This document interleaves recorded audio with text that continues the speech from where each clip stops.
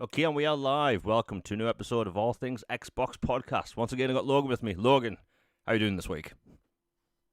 Doing pretty good. Definitely better today than yesterday, Nice. and lots of good news today. And yeah, life's good over here. How about you, man? Yeah, well, I'm sick off the weekend. Went to the pub to see my friends, and turns out I was in an area with a lot of people coughing, and unfortunately, my immune system is like a tennis racket. Everything gets through. So, other than that, I'm pretty good. And there's been a lot of news this past week. Literally, I've added 2 topics to the show since, well, 10 minutes ago. So we've got 19 topics now. We'll try and get through all of them. And it's going to be a fun show. And I'm actually pretty glad I got sick. Not often you'll hear someone say that because there's a lot of stuff came out today which we could talk about. So fortunately, things worked out in the end. Now, it's been a long week. Logan, what have you been playing? Honestly, I haven't been playing a ton this week. For games, I've been basically wrapping up the Adventure Time expansion for Power Wash Sim 2. I'm on the final thing where you go to their castle thing Nice. and you clean the outside their fortress that looks like a giant cactus thing. And then been doing that and Super Meat Boy 3D because that game, like I've mentioned in the past, is one where I do a few missions at a time and then all the day on that and move on. So I don't get just super frustrated with it. And been just doing a bunch of basketball stuff. My team's doing well. The playoffs are going on. Watching a lot of movies and shows, and yeah, just all in all, it's a great time of year, man. How about you? What all you been playing? I've been all over the place when it comes to games. So there's a new game that came out called Ground Zero. It's an indie game, and it's basically an old school style Resident Evil game. It's Oh, set sounds in great. a it's super cool, and I'll have to say thank you to the developer for providing me with the code because it is literally a Resident Evil 2 game, and it's so cool. Uh, Basically, long story short, a meteor hit South Korea, and unfortunately, things were on it that kind of destabilized the region, and things got infected. And it actually combines elements of both Resident Evil and Dino Crisis. So, if you're a Dino Crisis fan, this will be up your alley. If you like Resident Evil, this will be up your alley. It's got inventory management, much like the older Assassin's Creed games. I've got Assassin's Creed on the mind today, by the way. So every time I talk about the game, I'm going to mention Assassin's Creed. So I apologize. Um, but it's like the older Resident Evil games in a very big way. The puzzles work exactly the same. So, you need a crank to open this door, but to open the door, you need to move the statue, that type of thing. But it's not as complicated as like Resident Evil 2's puzzles. The aiming has actually multiple different options. So if you want to play it with old school style tank controls, you can. But you could also play it with modern aiming, which I think is really cool. It's got a range of different difficulty modes. Honestly, I think the game's fairly fair. It's got some unique bosses that do up the difficulty quite a bit, but I'd say it's not the most difficult Resident Evil style game I've ever played. But it's got zombies, it's got mutated animals. Basically, when the game starts off, you can choose between starting on the beach or in this amusement park. You're both trying to, you and this other character trying to discover like what exactly happened when this meteor hit. And basically, you can start this game off as hard as you want or as easy as you want. So the amusement park is the easy way to go. So shocker to no one, I went the amusement park way. But if you want to go and start on the beach, that's where there's more enemies early on.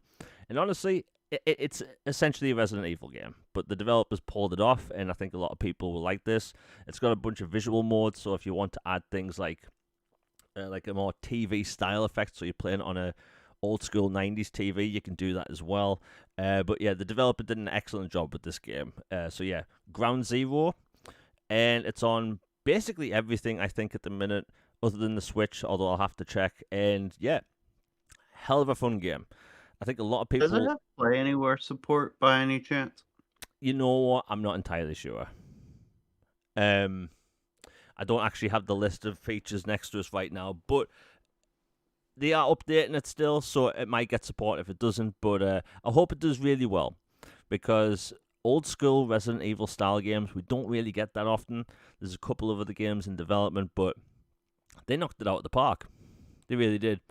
So yeah, Ground Zero. There is one negative thing, and it depends on how you look at it.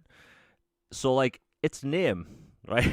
So if you're like me and you want to find every collectible, you'll maybe look at a guide. Well, it's called Ground Zero. There's a Metal Gear Solid game called Metal Gear Solid Ground Zeroes. So if you Google search this game, you just get a bunch of Metal Gear stuff, which I think is kind of funny. But other than that, yeah, hell of a game. And the game is about 12 hours long. It depends on if you want to get every collectible. It has got this cool feature, though. And I have talked about how I'm a scaredy cat when it comes to horror games. I'll admit that any day of the week. If you play this on an easier difficulty, it'll actually show you where every item is on the map. So you can make this game as easy as you want. But even then, the easy difficulty doesn't make the enemies really easier. It just shows you where items are. But I'd say it's actually fairly fair on normal, which I think a lot of people will play it on anyway. But yeah, Ground Zero, hell of a game. I've also been playing Replaced. I finished that game. You know what? Before we continue, we have the first super chat today by PyroMad69. Thank you very much for the £2. It says water pistol plus TCP equals a defender immune system. Yeah, I'm really... I have no idea what that means. I'm so sick at the minute, I have no idea what I'm reading. Oh, yeah, okay, I see what you mean. Yeah, you mentioned that on Twitter. Honestly, I'm so sick off the weekend. It actually made me think, like, do I need to socialize in public? Like, I think, like, I got so sick during the, when we're all stuck in the house in the pandemic and stuff, and then when we had the really long lockdowns, I was actually okay for a while. And just, like, going out in public and there's people coughing all over the place, like, people don't cover their mouths. That really annoys the hell out of me.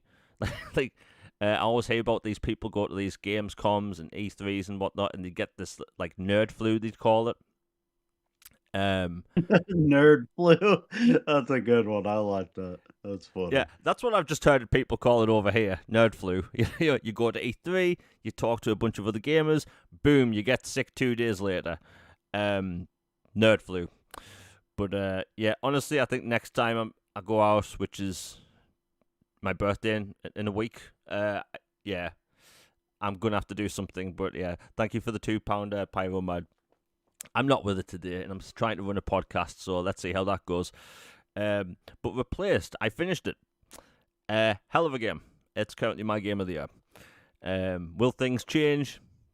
Yeah, potentially, but man, this game was announced 5 years ago. The developer has delayed it time and time again, but it's a brilliant game. I want to say well, it took me about 12 hours to do because I got every collectible in the game except one. I always hate it when that happens so much. Yeah, and the thing is, when the credits rolled, I understood which collectible I lost. Basically the first chapter's collectible I missed. So like, yeah, I made sure to look everywhere, and I didn't get the achievement, but it has got, I'll just replay it again at some point. But it's amazing, It's a 2D side-scrolling action-adventure game. It's got climbing, it's got shooting, it's got melee combat, and we talk about how we don't get linear third-person action-adventures that often anymore. I'm going to throw this in there. Like, if people like linear games, you have to play it Replaced. It's a hell of a game. It has such a vibe. It's clearly inspired by things like, Blade Runner 2049, Upgrade, Aliens. There's a lot of Blade in there. There's some Batman in there as well. But it's a hell of a game. And yeah, I'll put it like this, if this isn't in the Game of the Year conversation when it comes to indie games, something's gone wrong. Because it's, even the soundtrack, like, I live on synthwave, and it's got that all over the place. Just the look of it. I love that 2.5D look. Like, if a developer shows me 2.5D and it's sci-fi, they have my attention. But yeah, it's a hell of a game. Hope more people play it because it had some weird, unfavorable reviews. I think some places gave it a 7, which it's definitely not a 7. I'd say it's a 9. Um, there's some things I would add in the future, but yeah, hell of a game. I think more people will love it if they give it a chance, and it's in Game Pass right now. This game must have taken like 8 years to make or something. Like, it was announced 5 years ago with a really good trailer, and like, I don't know how long it takes to make a game like this because like it uses 3D pixels, which are voxels, and it's like all these pixels, all these voxels are placed by hand, and they did an incredible job. And I think it's a fairly small team that made the game, so you could feel that love when you play the game. The story is actually fairly simple, but it works so well. When it comes to the cyberpunk subgenre, basically it all runs like this. The corporations have more power than the government, and the corporations basically dictate everything that's going on. You have cybernetics, you have people replacing body parts with fresh ones or augmented ones, that type of thing, and that's in this as well. It's also got a lot of Ghost in the Shell in there. So if you like Ghost in the Shell, and Ghost in the Shell is one of my favorite anime movies of all time, you need to play this. Lots of Ghost in the Shell in there, now to think about it. But yeah, hell of a game. We have a super chat by Nick W. Thank you for the $4.99. He said, I know this is an Xbox podcast, but there's a new Star Fox coming in June 2025. Sorry, June 25, 2026. It looks amazing. Yeah, I didn't know that Nintendo was having an event until you messaged that and until you put that in chat. And considering that's sci-fi, I'm going to check that out. The last Star Fox game I played, by the way, was Star Fox Adventures on the GameCube. Hey, that's a banger. I don't care what anybody says. I like love that game. It was so fun. I know it was originally meant to be something else, and then they just put Star Fox in it, apparently. But I like that game. It was a fun adventure game. That was at a time where you were getting these weird offshoot adventure games that were kind of strange. You had the Hobbit game back then, which I think most people probably have never heard of. It's not based on the movie. It's based on the book, and it's very different. It's a weird animated one where he's got like a huge head. Yeah, that's the one. Okay, yeah. Yeah, I remember that one. Yeah. That was like I want to call it the generation of like a game was either set on a tropical beach or all characters had massive heads. Like every game. Yeah, Jimmy Neutron era. Yeah. There we go. Yeah, Jimmy Neutron era. And it just worked at the time. But I did love, by the way, how like a lot of games in the early 2000s were like, right, we have this new game coming out. Where do we set it? A tropical island. Like everything. Yeah, Super Mario Sunshine. So many games. But yeah, I'll check out that Star Fox game. I mean, I've always thought, and this will be a surprise to no one, I've always thought that Star Fox would make a really good third-person shooter Mass Effect style RPG. It would. Like, I could totally imagine you and your squad, and maybe Crystal and some other people you meet, like, in an RPG type setting. Yeah, I could see that. Basically, if it exists, I want a Mass Effect style game based on that universe. What can I say? I'm easy to please. But yeah, I'll check that out in a bit. Nintendo's on a roll, by the way. I know this is an Xbox show, but like Nintendo, like I think like with the Switch 2 launch, they had a bunch of upgrades for their last gen stuff. Mario Kart World, that did really well. In the second year of a new console, you'd be really like getting new big releases, and that's going to be Nintendo this year. They're going to have a lot of cool releases. There's a new Pokemon game coming out. I think that's next year. That looks fantastic. That's got lots of underwater components as well, so I'm sure IGN will love that. But yeah, good time for gaming.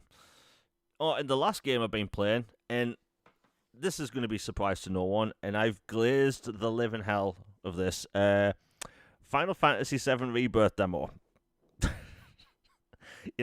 When we thought these games were never going to come to Xbox at one point, and then we thought the Power Wash Sim stuff was going to be the only thing we'd get.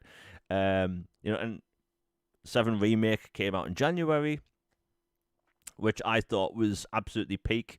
By the way, I've never talked about this online. I never gave that game a final score. It's because I don't know if I could give it a 10 or not, right? There's not really anything I can pick wrong with this other than like one difficulty spike. So like at some point I will give that game a final score. But anyway, I'm playing Rebirth demo. It's a long demo. It's a lot of content. You've got the first 2 chapters of the game. You can carry forward the progress into the full game, which comes out next month. Not gonna lie, it's peak. Like, it is so good. They add so many different gameplay elements that I had no idea about. Like, I originally thought that, look, Rebirth, it's basically an extension of the story of the first game, which is set in Midgar, and I just thought, it's going to be more of the same, just in a new setting. I could not have been more wrong if I tried. It's got tons of gameplay improvements, a lot of new gameplay features, and like having these open world elements. I can see why this is going to be a bigger game on a bunch of different levels, but I can also see how people would prefer Remake over Rebirth, because Remake's actually kind of linear, and it's a hub world game, whereas Rebirth is open world, and there's multiple different regions in the game. So I think depending on which kind of game you like the most, people are going to sway one way or the other. I think Remake that came out in January this year for Xbox is borderline perfect. So we'll have to see how Rebirth pans out. But man, what a pretty game. Enjoying it so far. I've put 4 hours into the demo. It's a long demo. I think people are going to love it. Like, Logan, you haven't played the remake of 7 yet, right? Not yet, no. Yeah, so that game is around 30 to 40 hours, depending on if you do every single mission in the game. From what I can gather with Rebirth, it looks like it's going to be a 60 to 90 hour game. There's a lot of cool features I like in Rebirth, which I think, people with OCD like me, it's going to come in handy. So, like, you'll see, like, a windmill. And in this area, there'll be, like, let's say, 2 treasure chests. It'll tell you on screen how many treasure chests in that region or in that location, so you don't have to miss out on them. So if you see this waterfall, it'll say on the side of the screen, this place has 3 treasure chests. So you'll know if you missed one, which I think's really cool. There's a bunch of different mechanics when it comes to actually making items on the go. So, like, with it being open world, you're going to need items pretty much all the time, potions and whatnot. You can make them on the fly by gathering resources.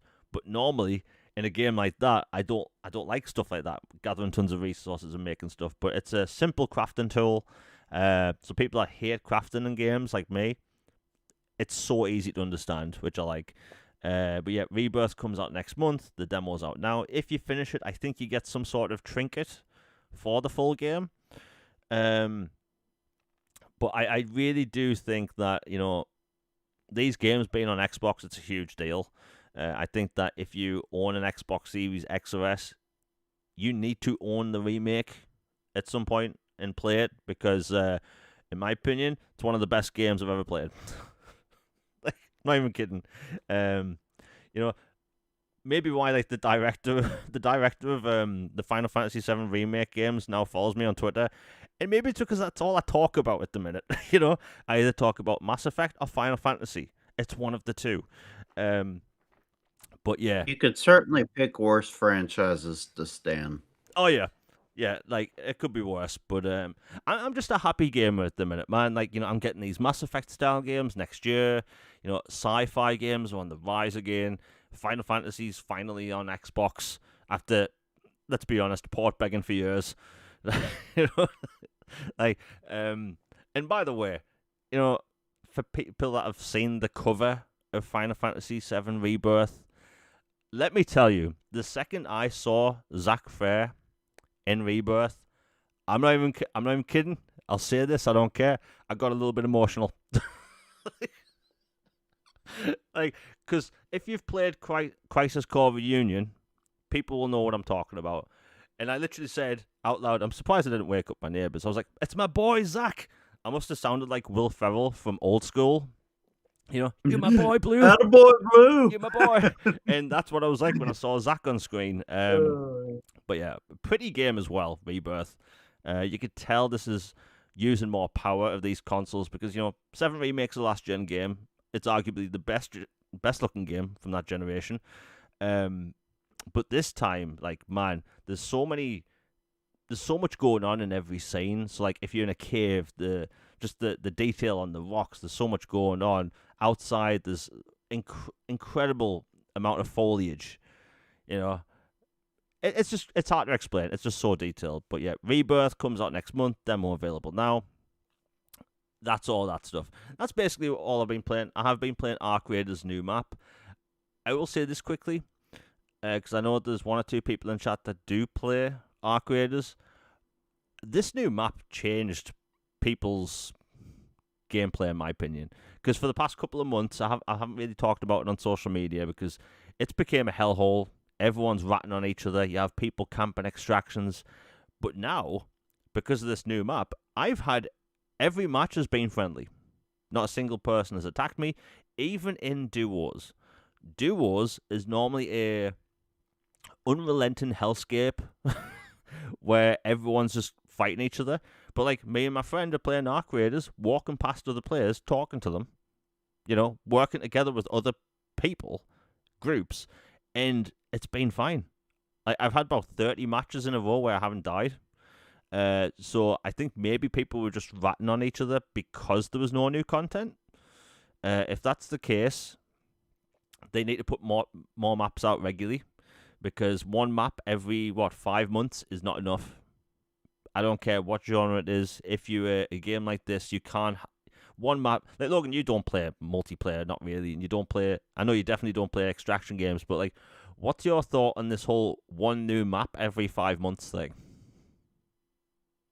I think that's can't use the word, I guess. A bunch of BS. I think you should be getting okay, I'll back up. If you're going to wait 5 months to get more content, to me it's got to be like 3 maps or some other modes, like some substantial stuff. Like, I know not all maps are created equal and yada yada yada, but like really one after 5 months, and how you monetize is through other yeah, that's a no for me, dog. Yeah. It's like, look, don't get me wrong. The content that's there, it's fun, right? It's a gorgeous game. It's arguably the best performing Unreal Engine 5 game out at the minute. Basically flawless 60 frames, and impressive visuals. And I like the gameplay mechanics, but my God, I think that people that are like me, that like enjoy this game, it's just like one map is not enough. Like back when I used to play Call of Duty properly, back in 2009 and 10, you were getting 4 maps every couple of months. And Arc Raiders, I know it's a different beast altogether, but one map every 5 months. Like, I don't know what Marathon's going to be like. I'm going to guess it's around the same. It's not enough. So you're going to have ridiculous player drop-offs over the coming months and years for these games because Arc Raiders is already confirmed to get years of support. Marathon's already confirmed to get years of support. But I can't see how these players are going to stick around in the long term when, towards each season end and you have people acting terrible and it's just like one map every 5 months. It's like, I don't care how many players you have, it's not enough.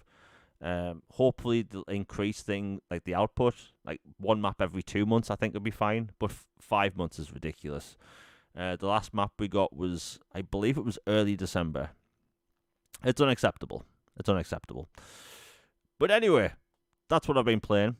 We literally have about 19 topics. It's going to be a fun show.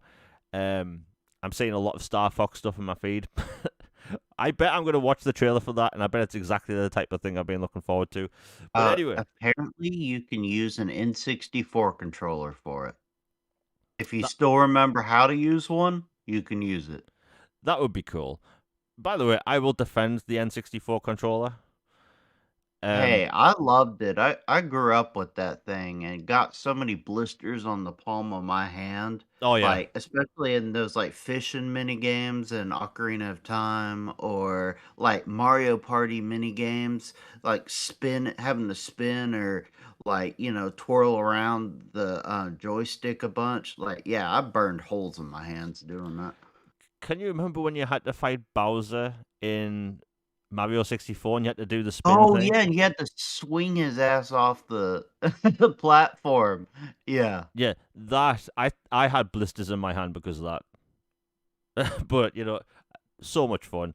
Um, but I like that controller. Even though it was made for aliens with three hands. Um, let's see what we've got. About 19 topics. We'll try and get through them, but it's going to be a fun show. Now, first up, we have Alien Fireteam Elite 2. That's going to be fully revealed tomorrow. Uh, when the first game was revealed, they actually announced it with a CGI trailer, followed by gameplay like 10 seconds later. So I'm going to guess they're going to do the same. I think Fireteam Elite was a super fun game. It was basically a Left 4 Dead game, but it was third person. You put into a lot of scenarios where you fought lots of xenomorphs. And that game would throw a lot of enemies on screen at you. I assume it's going to be the same style of game. I'm looking forward to it. But yeah, I think that's going to be shown off around 4 p.m. Eastern tomorrow. But yeah, should be good. Again, it's Aliens. We are getting a lot new Alien games. There's some Alien games that haven't been announced yet. I'm not talking about Fireteam Elite 2 or Isolation 2. But speaking of Alien Isolation 2, we finally got an update. So Alien Isolation 2 was just low-key announced on Twitter about 3 years ago with a bunch of text from the Alien Isolation Twitter account that I don't think had tweeted in years, and they went silent. And this was just after we'd had quote-unquote leaks that Alien Isolation 2, Alien Isolation Remastered, and Alien Isolation VR were all in development. And then when Isolation 2 was announced, we just kind of assumed that those other two games were going to get announced shortly afterwards, and then we got nothing. But anyway, on Alien Day, the account posted a ominous clip that was maybe 10 seconds long, and it showed about 3 seconds of Alien Isolation 2. And it looks like the sequel is going to be set on LV426. It showed the save station, which was like a phone on a wall type thing. It was actually that little phone I'm talking about was also in Alien Romulus as a Easter egg, which I thought was really cool. And yeah, Alien Isolation 2. So I think that's going to come out this year. I could not be more excited. I know I've talked about how I'm a scaredy cat when it comes to horror games. But everyone knows at this point. But Alien Isolation is one of my favorite games of all time. That was 33 and a half hours of me absolutely terrified. Just crawling underneath cabinets, hiding in lockers, trying to survive. I played with the Kinect on back in the day, so if you sneezed, the xenomorph would know where you're at, and it was fun. And with the way the game ends, which I won't spoil, it very much needed a sequel. But yeah, looks like we're going to see it again in action this year. I assume it's going to be on one of the either the Xbox Summer Showcase or Jeff Keighley's Summer Games Fest. But either way, we had an update on 2. Logan, I know you're a huge Alien fan and you loved Alien Isolation 2, or Alien Isolation 1. Like, what's your opinion of this? I know it was only like 3 seconds of gameplay, but it's happening. Yeah, I'm super excited for Alien Isolation 2. Like, I adored the first game. To this day, it has the smartest enemy AI I have ever experienced in a game. Oh, Like yeah. a single entity. I know the most perfect organism, and like telling you, it fits. Like Creative Assembly was cooking when they made that game. In particular, the xenomorph itself, that it's like clever girl, like terrifying. And that, and then, a throwback to best squad AI I ever experienced was, Republic Commando still holds up on OG Xbox. But yeah, it's such a brilliant game. Like, even if you're not a big horror fan per se, if you want to experience like the Alien franchise or like see some just really cool aesthetic like art and vibe and like world building, it's something you should at least watch some videos on or something because it is really, really cool. I know horror isn't for everybody. I'm a horror junkie, so I just love it. But can't wait for the second one. Yeah, to me, like I think it's either that place you said or some new colony. Yeah. Um, it will be interesting to see how they tie in some things if it is there. And, like, the whole rain outside and everything, like, oh, could you just imagine, like, you're in the rain, and so, like, the rain gives you some cover for sound, so maybe you can run more, do this or this, but also it could conceal the xenomorph a little bit, make things a little more difficult in another way, or, like, there's all kinds of, like, cool ideas to play around with that. Can't wait for it. Me, I wouldn't think the game's coming out that soon, but if it comes out this year, I'm day one. And as for Fireteam 2, very excited for that. Loved it. Left 4 Dead mixed with aliens. Heck yeah. I wish your AI squad wasn't as dumb as a box of rocks, but you know, it's better than nothing if you play solo.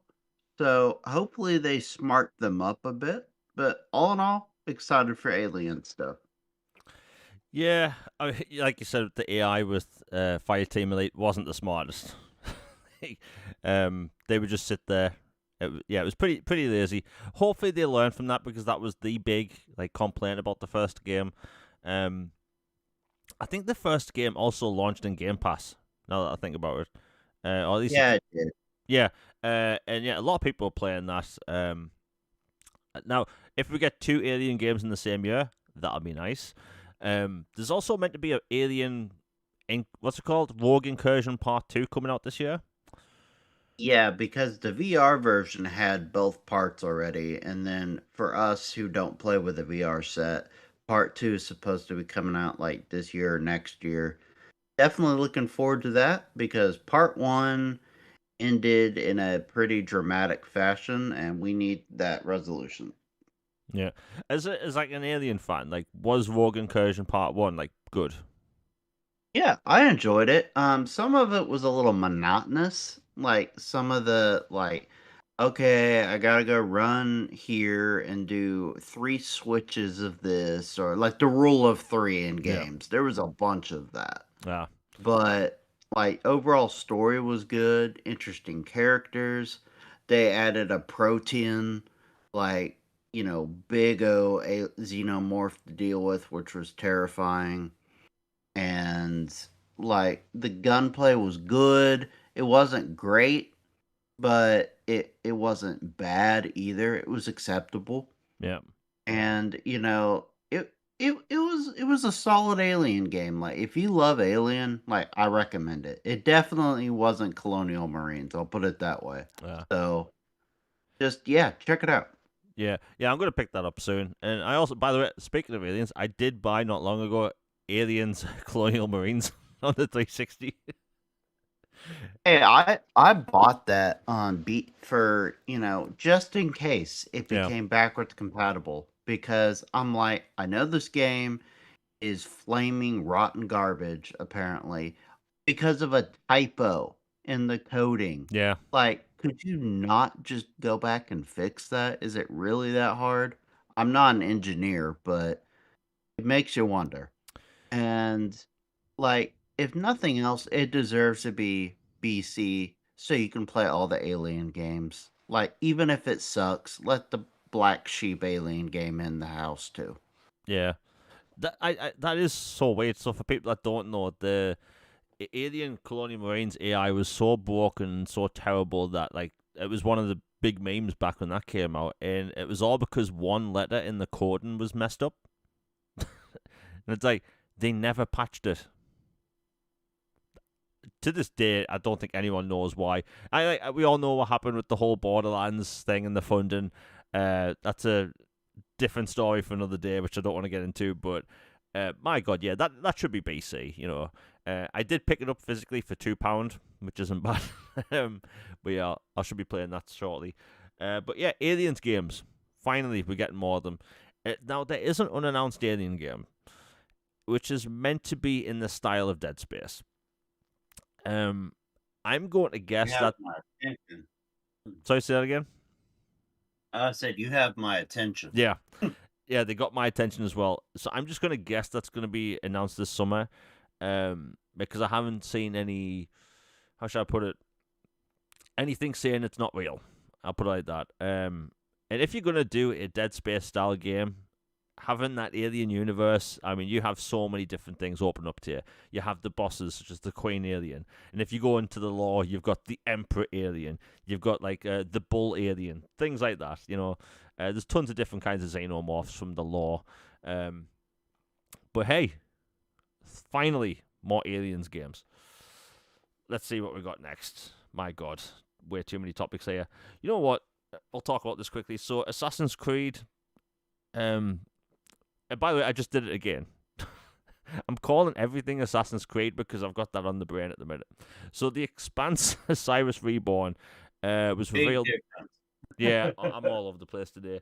But the Expanse Osiris Reborn was revealed last year, and you know, people like myself who've been clamoring for more, let's say, Mass Effect style RPGs, but we haven't had them. And you know, the developers showed it off. It looked great. They've showed off more gameplay. It looks great. I've gone over every piece of media for the game. It essentially looks like they're taking the best parts of Mass Effect 2 and 3 and putting it in this game. Well, people have told me that have played it that it is basically Mass Effect 2. And as a compliment for a game, you don't get much better than that.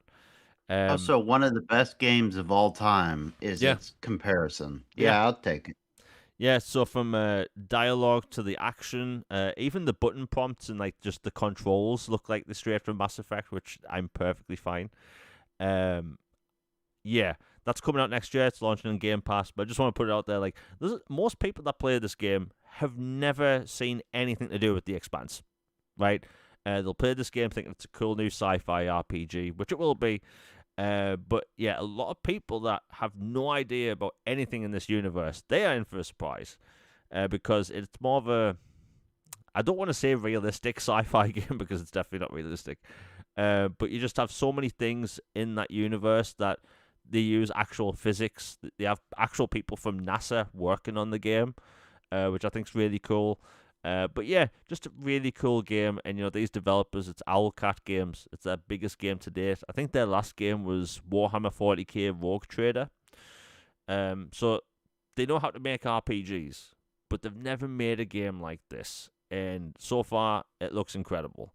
And if you tell me a game is like Mass Effect 2, yeah, I'm sold. You can play the demo right now, or the beta if you pre-order the game. From the official website, because the demo or beta is essentially, I think, the first couple of chapters, and you know, they just want people to test it out, which I think is fair. Let's see what we got next. You know what? There's a game that was announced about a year ago called Wind Wars. It's a third-person action-adventure game with, let's say, survival and crafting elements, and it was originally announced as an MMO/co-op survival game.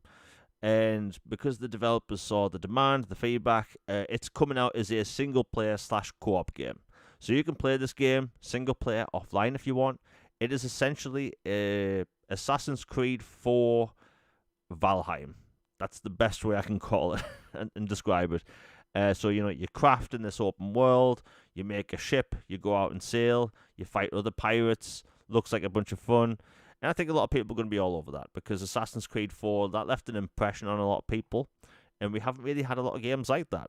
Hell, even Skull and Bones isn't like that. But yeah, that looks super great. But I want to mention that quickly because Assassin's Creed 4 has been popping off, right? It had basically I want to say a perfect reveal. You know, we've seen remakes and remasters announced over the years, and something always goes wrong.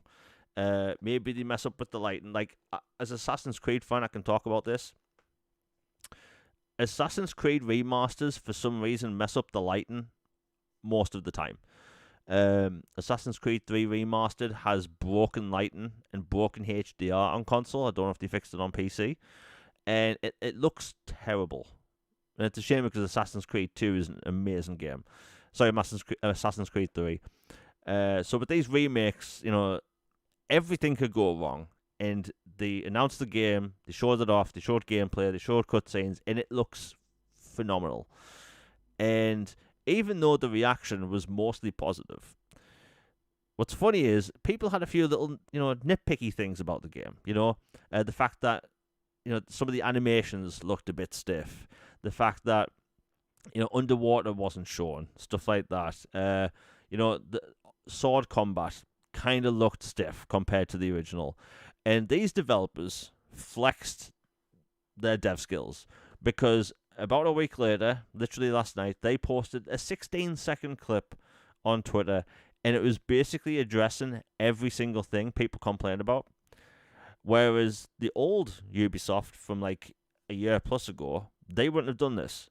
So I like these small moves Ubisoft's making. They clearly listen to fans. And honestly, I think it's probably going to be one of the best-selling games of 2026. And it is a remake. I get that. But Assassin's Creed 4 is so beloved that they have that here in the best version possible, in the best way possible. They've listened to feedback over the years. Hell, they low-key showed off this one feature, which they haven't even announced, and it's there. So basically, in Assassin's Creed 4, there was these locations underwater where you'd sail your ship to, and you'd go down in the diving bell. And when it would basically load up an entire new map, this small area where there'd be, a sunken ship, some coral reefs, and some chests hidden in some caves, right? And you'd spend maybe 5 to 10 minutes underwater. It looks like you can swim underwater at any point now, so you can go in the water at any time, right? And that's incredible. So they've basically doubled the size of the map without telling people, which I think is really cool. That means there's going to be more secrets. There's a couple of islands from the DLC, which I think I mentioned before. But man, this is what I love to see, a proactive Ubisoft.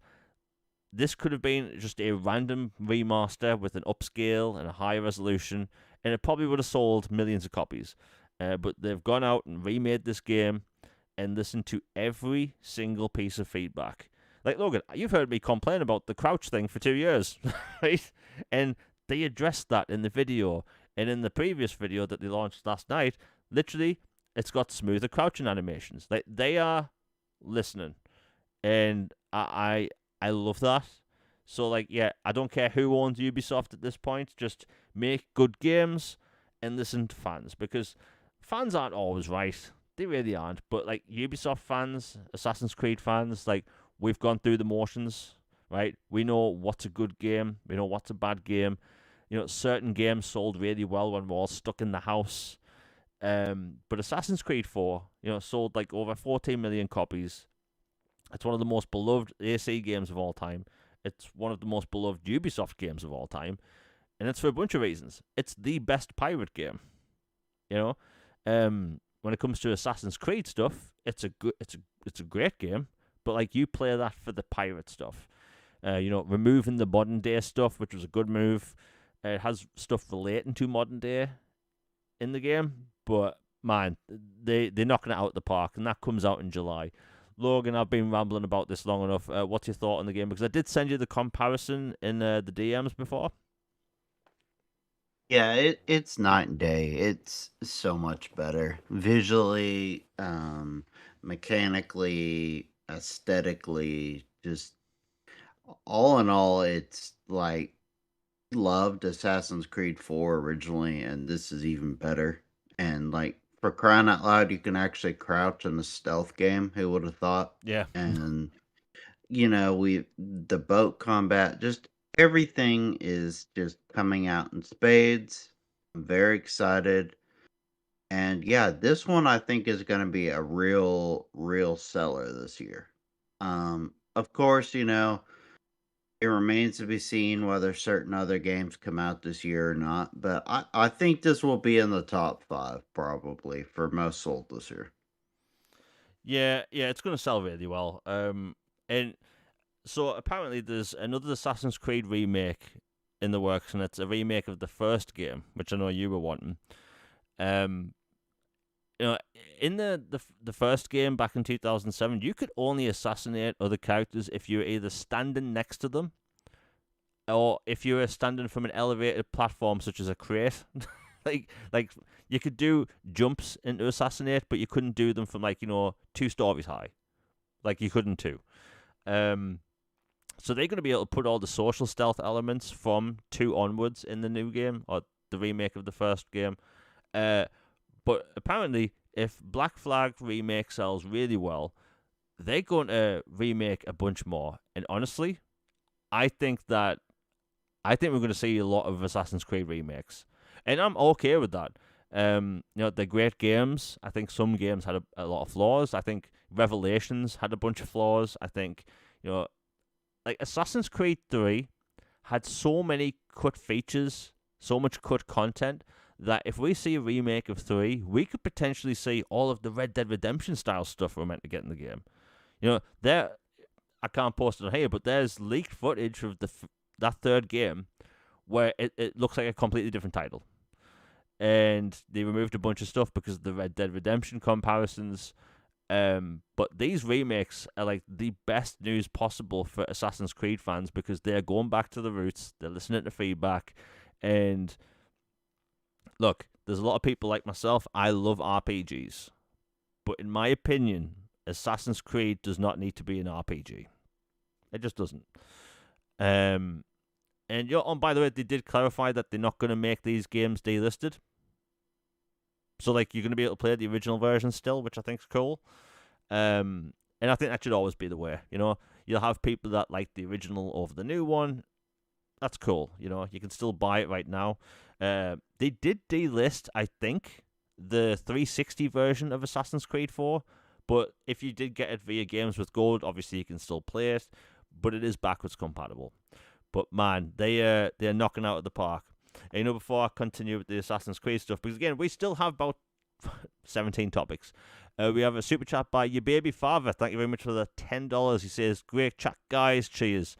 Well, thank you for the $10. It's greatly appreciated. And honestly, look, as sick as I am at the minute, I've been looking forward to doing this podcast all day because look, we're going to be talking about the Xbox stuff. Obviously, Xbox is in such an upswing at the minute that they are super exciting to talk about, right? I love talking about Xbox and gaming every week on here, but you can see that there's a definite vibe change in the whole Xbox sphere at the minute. And it's not just about logos or, certain little things changing. Like, you can see there's, like, big change going on. And there's excitement. There's a lot of excitement. I see excitement. Like, Logan, just about the whole, Xbox employees in general, you have to admit there's definitely more excitement from Xbox employees at the minute. Yeah, 100%. I'll go there. I'll be blunt. Like before the last couple years, it was a defeated mindset. It was like doormat, just laying on the ground. It's all over. Why bother? Like it is what it is. Kind of Eeyore energy from like Winnie the Pooh. Like it was just like depressing. And then on the outside, you had fans crashing out, literally. And then you had other fans just leaving, and then people becoming just bitter and hostile. And then other people who were just like, dude, this is just ridiculous. And just like kind of taking a step back and tapping out for a little bit from talking about stuff too much. It was straight up not good time, bro. Yeah. But lately, it has the energy is a complete, 180. Vibes are through the roof.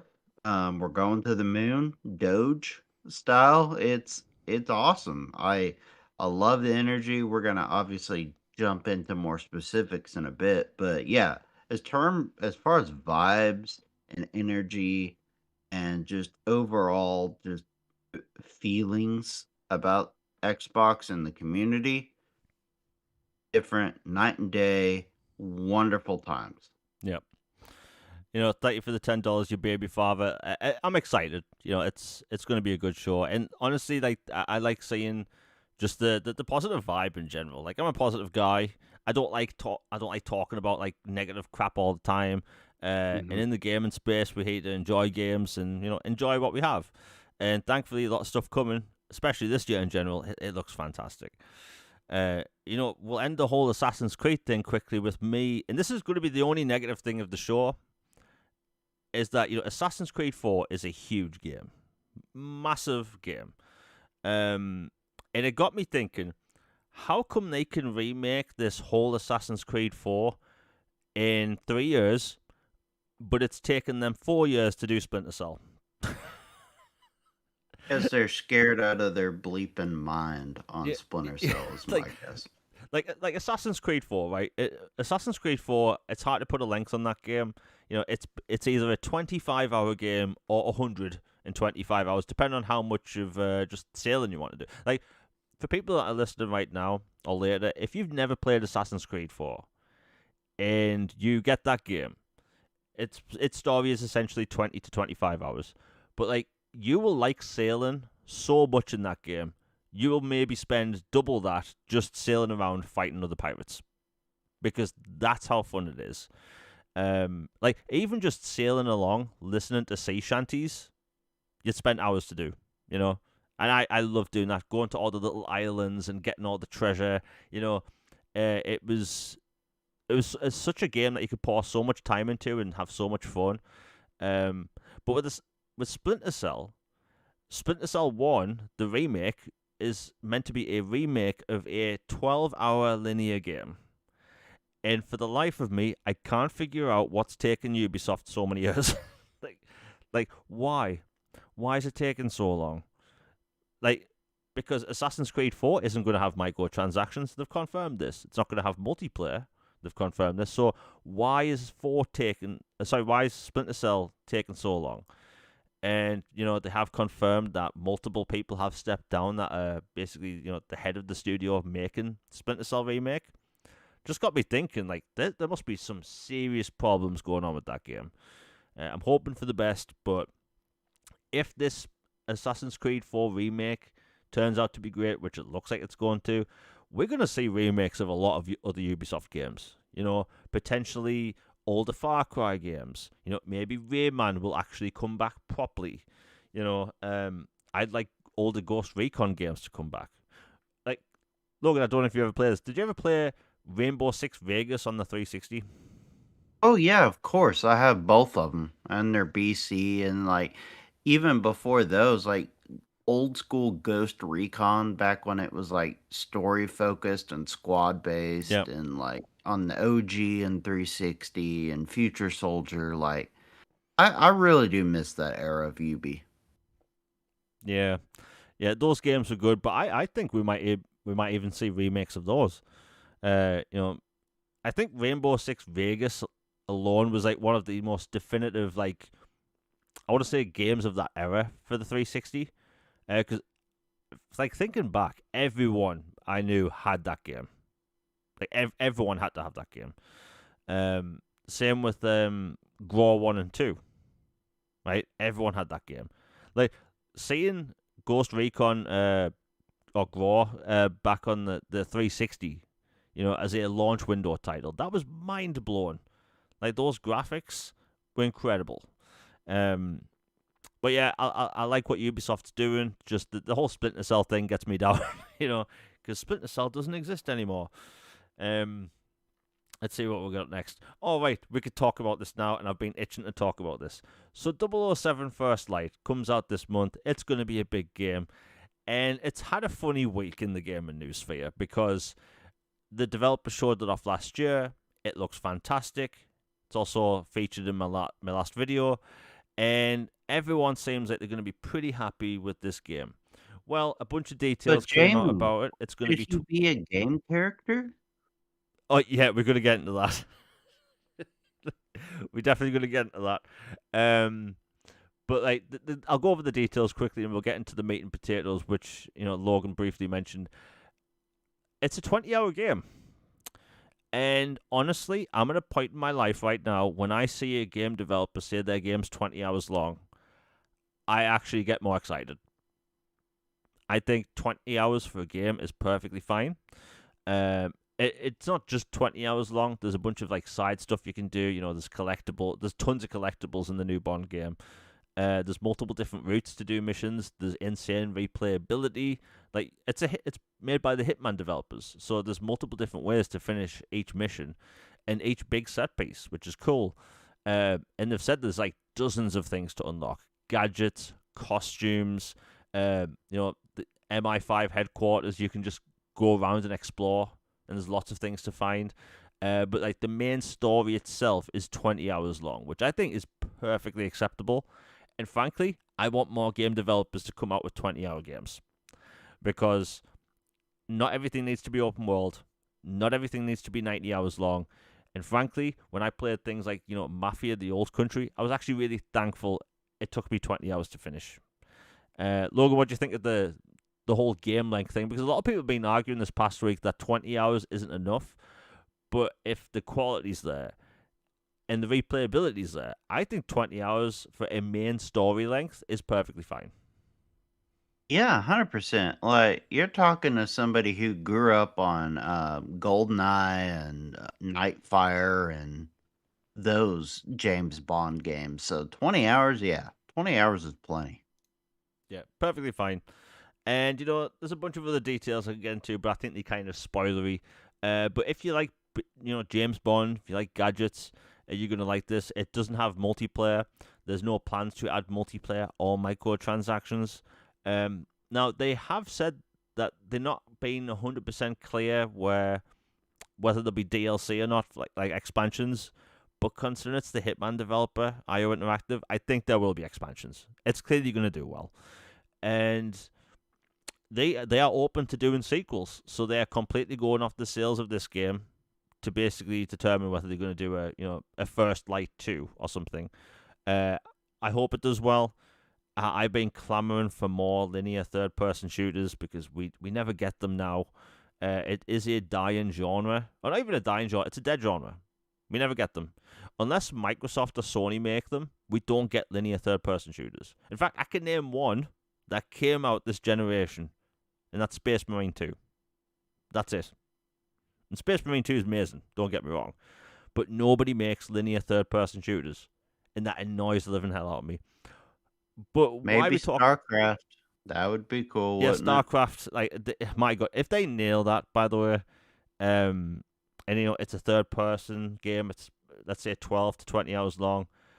I will hype train that game every day for a month, because I love linear games. Don't get me wrong, I love open world games. I love RPGs, but there's something so satisfying, and I highly recommend people do this. If you ever get in a gaming rut and you feel like you've lost your, let's say, gaming mojo, play a 12-hour linear game. It will completely reset you because Yeah, an FPS campaign, yeah, old school. Well, yeah. these games, like, they're a good like reset because so many games have bloat now, right? They'll have these repetitive things you can do over an open map, and these like repetitive things you can do in general. And I feel like it's to pad out game time. I'm not saying all open world games are like this, but my God, like, people are going to play 007 First Light and think, where did this genre go? Now, the main reason I want to talk about 007 First Light is why a lot of people on the internet are talking about 007 First Light. And that's because a bunch of places such as IGN, GameSpot, Eurogamer had previews. And, everyone's talking super positively about the game. But one outlet in particular really stuck out, and that is PC Gamer.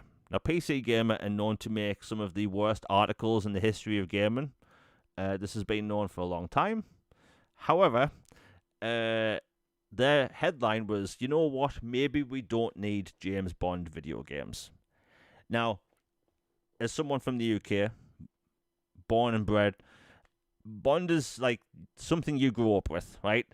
James Bond movies are on TV every single Christmas, right? Like, James Bond is something you have to watch as a kid, as you're growing up. It just is what it is. I don't make the rules. And I absolutely loved the James Bond franchise. And to see that headline was like a personal slap in the face, right? And I just thought, like, we've had so many good Bond games, right?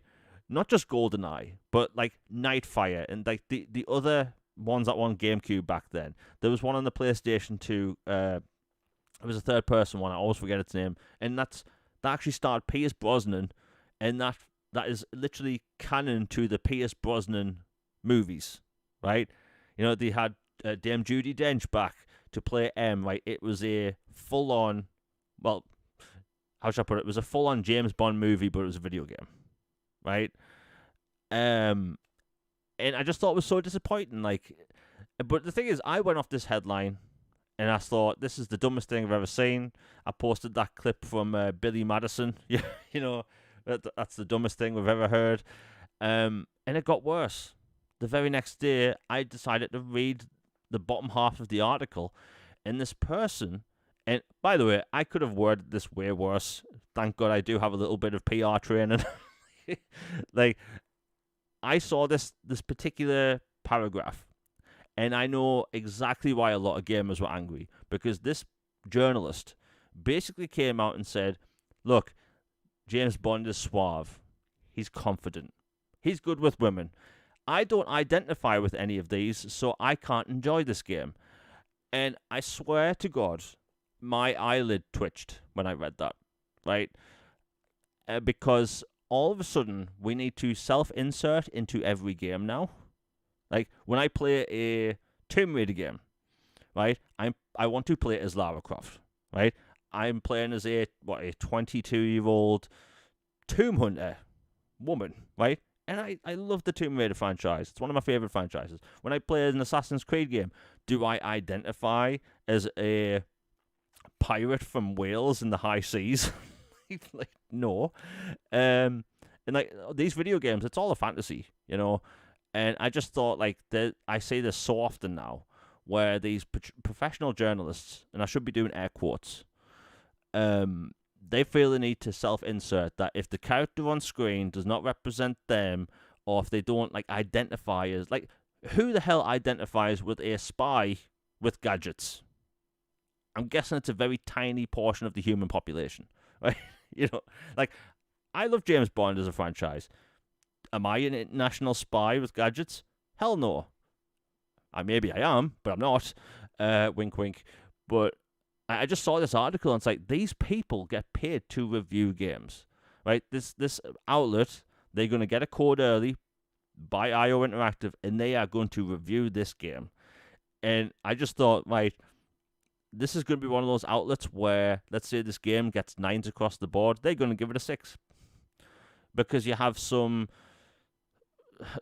journalists going through a midlife crisis complaining about James Bond.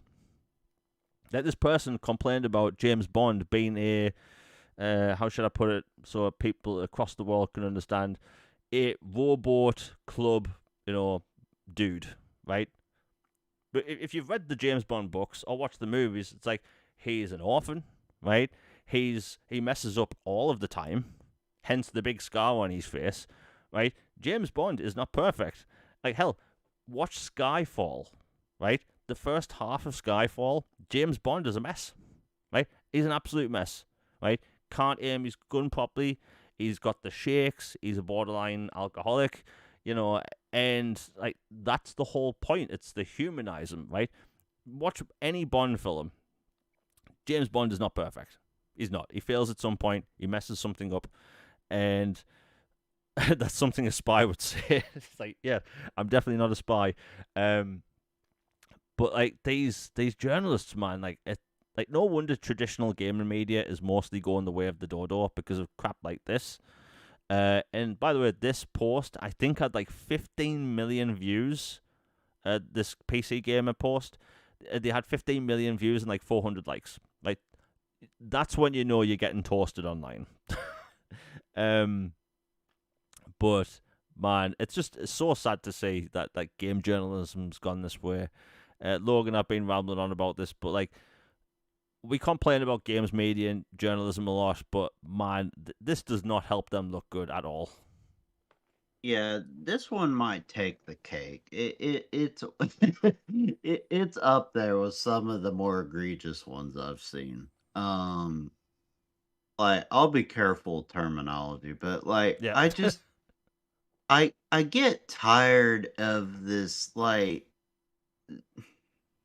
soy boy just energy like type nonsense that comes from some of this journalism stuff to where it's like tries to downplay masculinity or tries to like make it like, oh, if this is cool or suave or debonair or macho or this, it's bad or it's toxic or whatever. I'm like, all for people being however they want to be, live their life. You don't bother me, I don't bother you, we're good. Like, and like if people want to, you know, be certain styles or this or that, cool. Have at it. I'm happy for you. But like the whole idea of like, oh, this guy is too cool or too masculine or too like, pop figurey to be in a game now and a society we've progressed to the point where we don't need this and it's a bad image or bad idea. I'm like, get out of here. Come on. Like, you know, I I even tweeted like, somebody didn't grow up with GoldenEye and it clearly shows. Yeah. Like, those games were awesome and fun, multiplayer, campaign, something so fun about like, you know what? I'm going to just goof around my little laser watch because I can. And it's fun and like all this other stuff like obviously like I am not James Bond. Um for one, my accent wouldn't pass at all. but um but yeah, like you said, like I love that game. Walking Dead, like I love the Telltale games. They have so many different characters from so many different backgrounds and walks of life and other stuff that I couldn't possibly relate to, but I enjoy them because they're well written. They're good characters. Like I identify with something in a story or like something in a story or characters or worlds or whatever.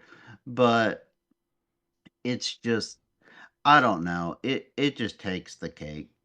This and the whole like Gamergate stuff and like giving everything a 7 or a 4 or 6 to be, just edgy, which is ironic because you're trying to be edgy yet you're being uber soft in other areas, which I don't know. It's ironic to me. But it's just yeah, it's annoying, man, and I wish they would just stop this act. It's tiring.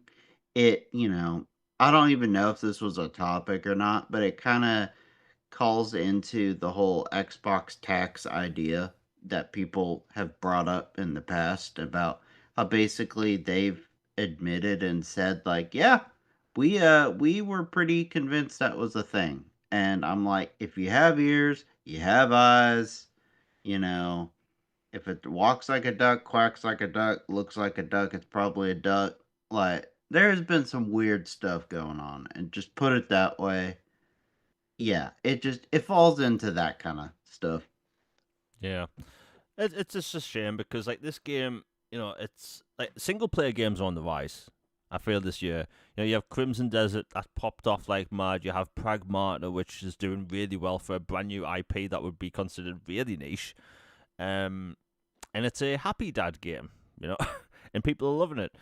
And you had this new James Bond game that's coming out, and everything shown about it so far looks fantastic. And yet you have people complaining about something that doesn't matter. Um, it's like you could pick any game, most game, and you can't really identify with that person, right? I keep having footage on screen at the minute of Hard Space Shipbreaker. In that game, you play as a character that dismantles starships. I don't identify as that. But I love that game. Absolutely love it. And yeah, I just don't get it. So it's weird behavior, and we don't. Yeah, I think but by the way, before any year starts, I try to predict what my game of the year will be. Hmm. I'm wrong. I'd say about 50% of the time. I thought 2024 for me was going to be Space Marine 2 for Game of the Year, and it was Indiana Jones. This year, I went into this year 100% thinking 007 will be my Game of the Year. It could be any other game. It might end up being Gears of War. It might end up being GTA. Highly doubt it, but it might be anything. At the minute it's replaced. But like, if people look at that gameplay for James Bond and think, "Oh, I don't know," like, there's a scene in the game where literally you're falling from a plane and you have to live. I won't go into detail, but like, if people look at that thinking, I can't play that because I don't identify as a spy falling from a plane trying to live looking for a parachute. Excuse me, like, in what world do you expect everything to align with you? That's stupid. That's silly. When I watch Lord of the Rings many times, like, do I need to, do I think I'm Aragorn? No. But yeah, it's all silly. You know what? We'll talk about the Grand Theft Auto thing quickly because it came out again that I think it's the Bank of America talked about the game where they said that if this game is $80, it's going to benefit the game industry and the economy. And honestly, Logan, I'm not even kidding. I wanted to face plant myself through a table because, like, like, let me get this right. A bank is excited and says that a product going up in price would affect them in a positive way. Isn't that the same with literally every other product on earth? Like, but because Grand Theft Auto has all eyes on it, and because the $80 price tag has been mentioned so many different times, it's been pushed in the media. There's a bunch of developers I know online that, not personally, but like I see talk about this stuff where they want the price to go up because if GTA goes up in price, all these other games are going to follow suit. All these other games. Now, I can tell you behind the scenes, there's a lot of developers that don't want the price to go up because they know for a fact it's not going to work. For every Grand Theft Auto you have come out, you have literally tens of thousands of other games come out that can't sell at that price because you don't have the normies going out that will say, like, hey, I'm willing to spend, let's say, $80 on, I don't know, let's say, well, I'll just use Crimson Desert as an example, right? Grand Theft Auto has an obscene fan base when it comes to numbers. And unfortunately, there's people that will say on social media, I will pay anything for this game. Anything. I'll call them pay pigs. And because of this behavior, because of the prices going up, oh, and by the way, about an hour and 15 minutes into the show, so I forgot to mention this at the start of the show. There's a Stranger Than Heaven showcase going on at the minute, and unfortunately, we couldn't do the podcast at any other time this week. So it was either do the show during an Xbox presentation, which will obviously be on VOD afterwards, but other than that, we could not do the podcast at any other time this week. So I thought, screw it. Might not help the numbers because, it's an Xbox Presents showcase. It's a new format for them, but had to pick and choose. But if you're enjoying the show, please hit like, share, and subscribe. Those likes, they do actually help with the algorithm. And I don't know how the algorithm works behind the scenes, but likes do help. And it's free. And also, Super Chats are live if you want to support the channel with all that stuff. And all that stuff goes back into the channel. Anyway, GTA being $80, in my opinion, is unacceptable. I will not pay a penny over 70. And even then, I think 70 is too much for video games. In my opinion, and I'm just going to talk about dollars, I think video games should not cost a penny over $50. Because one, I'm from the UK, and let me tell you, these companies, they don't do regional pricing a lot of the time. So if something's $70, they'll slap a £70 price tag on it. We see it time and time again. So if something's cheaper in the US, it'll be cheaper in the UK. And let me tell you, honestly, I think $50 is fair for a brand new AAA game. That's just my take. Logan, before I move on from the price stuff, I want to know your opinion because we've talked about price a lot. And I personally feel this whole $80 push it's a farce. It's clearly manufactured because like you have some executive at Take Two, twizzling their mustache, trying to get everyone in their minds thinking, oh, $80 is okay for a game. Bank of America talking about $80 is okay for a game. I think it's unacceptable. I think $70 is unacceptable, but that's just me. Okay, put on your tinfoil hat with me for a second. But this to me feels a lot like in sports or in some other environments where like you're trying to get a certain narrative set or floated out there. Like, okay, the league is looking at maybe implementing this new rule for either the draft or for competitive play, or this team is maybe in talks with this other team about a potential trade, and then like these things start floating out there, and then they see reaction, and then they're like, okay, the fans hate it or the fans love it or people are hyped about this or debating this. Like, okay, like we're gonna float this or try to get this narrative out there. Like, this team shoots too many free throws, or this team shoots too many threes, or this person's a dirty player, or this is a toxic locker room, or whatever. It feels like that kind of to me with this whole GTA price nonsense, because it's always these other places, not 2K themselves, but outside places pushing this. GTA should be worth. It's going to be worth whatever it is, or you know what? I bet it's going to be 80. It's going to be 100. Isn't that such a great idea? And trying to get the idea of trying to like bottleneck and shepherd the sheep of the gamer flock into this like area where you're just trapped with 80 and you're gonna like it, and it feels that way. Again, maybe it's not, but it certainly feels that, and for a bank to do that is kind of really odd. Like, I hadn't seen that one. So yeah, I honestly, at this point, I'm not a betting man, but I would bet it is not going to be a traditional price at this point. Yeah. Just based on the energy that's out there and all this other stuff. I hate it. I don't think it should be that way. I think it's greedy and sleazy, but I think GTA is not going to be a normal game price. I just point blank. I just think that's what it's going to be at this point.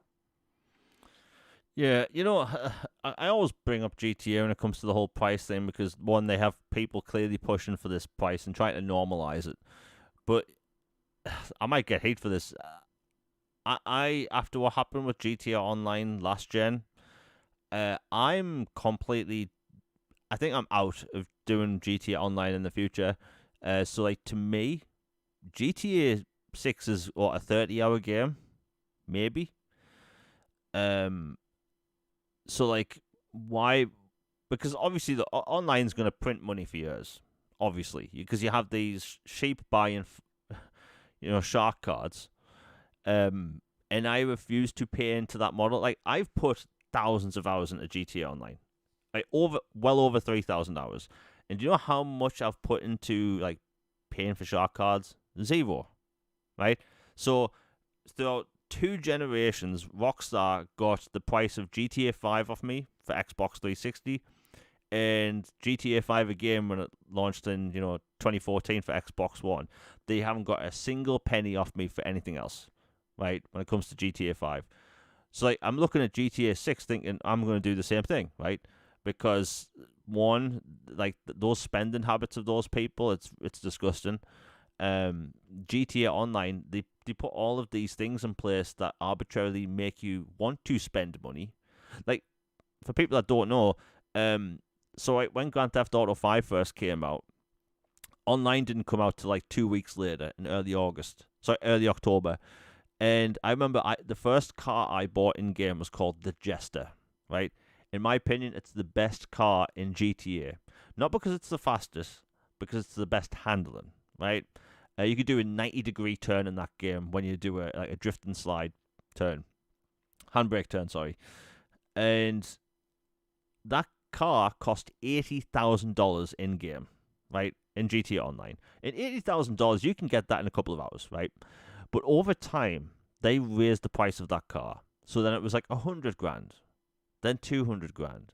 And then eventually, they unlisted the car for you to be able to buy, right? So you couldn't buy the car anymore.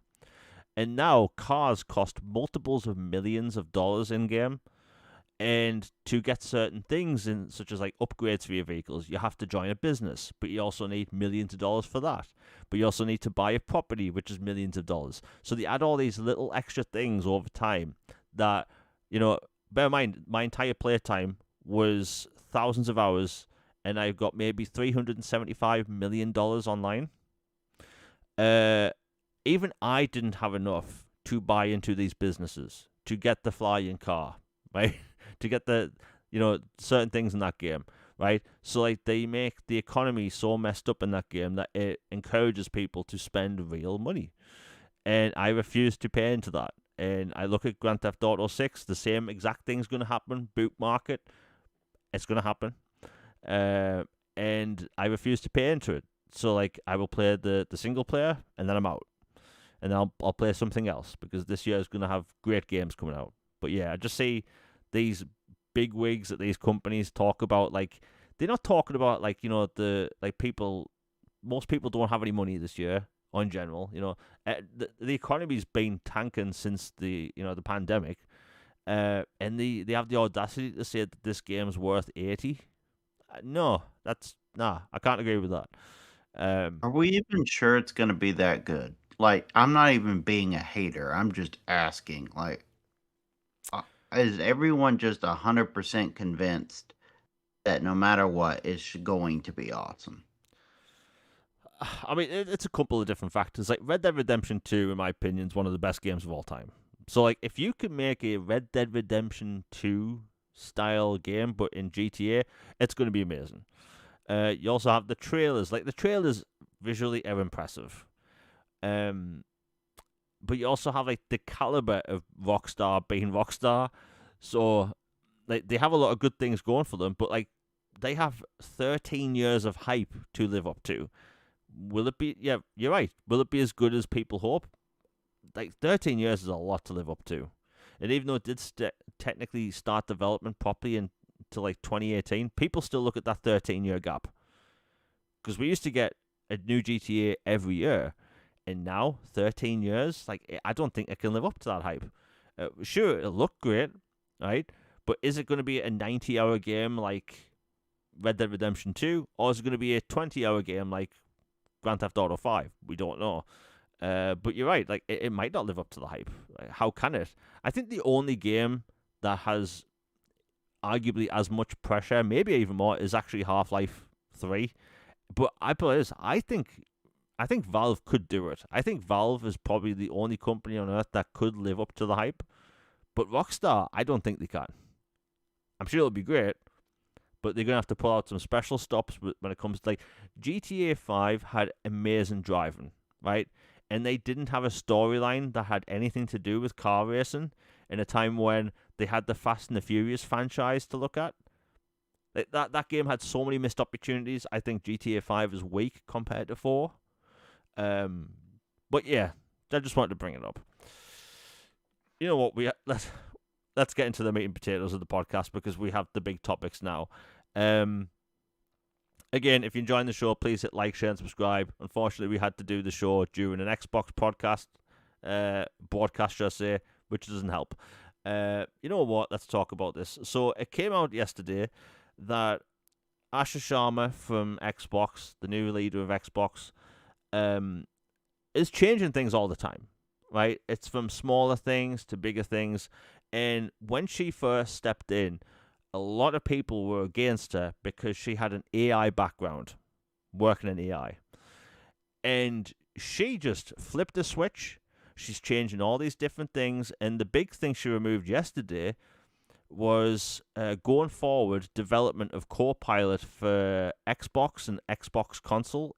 It's done. It's gone. You mean the AI hire killed AI? Yeah. So, like, this is why I have so much confidence in the new leadership, because like you said, you hired an AI person and they got rid of AI. And what have we been talking about for the past X amount of months? Every time, I'm going to ramble on about this for a bit.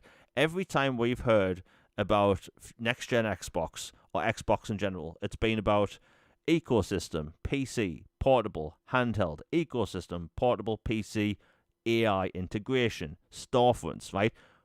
No console talk. No console talk. And for this whole couple of years we've been talking about next gen, I've been wondering, where does the gamer get any benefit from AI integration into a console?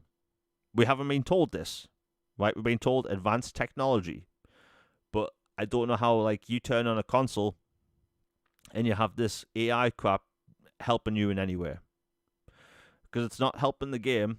That's DLSS and all that kind of stuff. That's a different thing. They wanted Copilot in the game, right? It's like in the console, and that never made sense. And they've axed it. The AI person axed AI. So great move. Like, Logan, before we have a lot of Xbox stuff to talk about. Well, what's your opinion on the whole them axing Copilot? Because look, I have multiple Windows devices. I have multiple Xboxes for multiple generations. Let me tell you, I've never once used Copilot. Ever. Yeah, I have never used Copilot either, and I um I think it's a great move. One, it shows clearly that she was not some quote plant to push some agenda Yep. and all this other nonsense that was unfairly put on her at the beginning. Like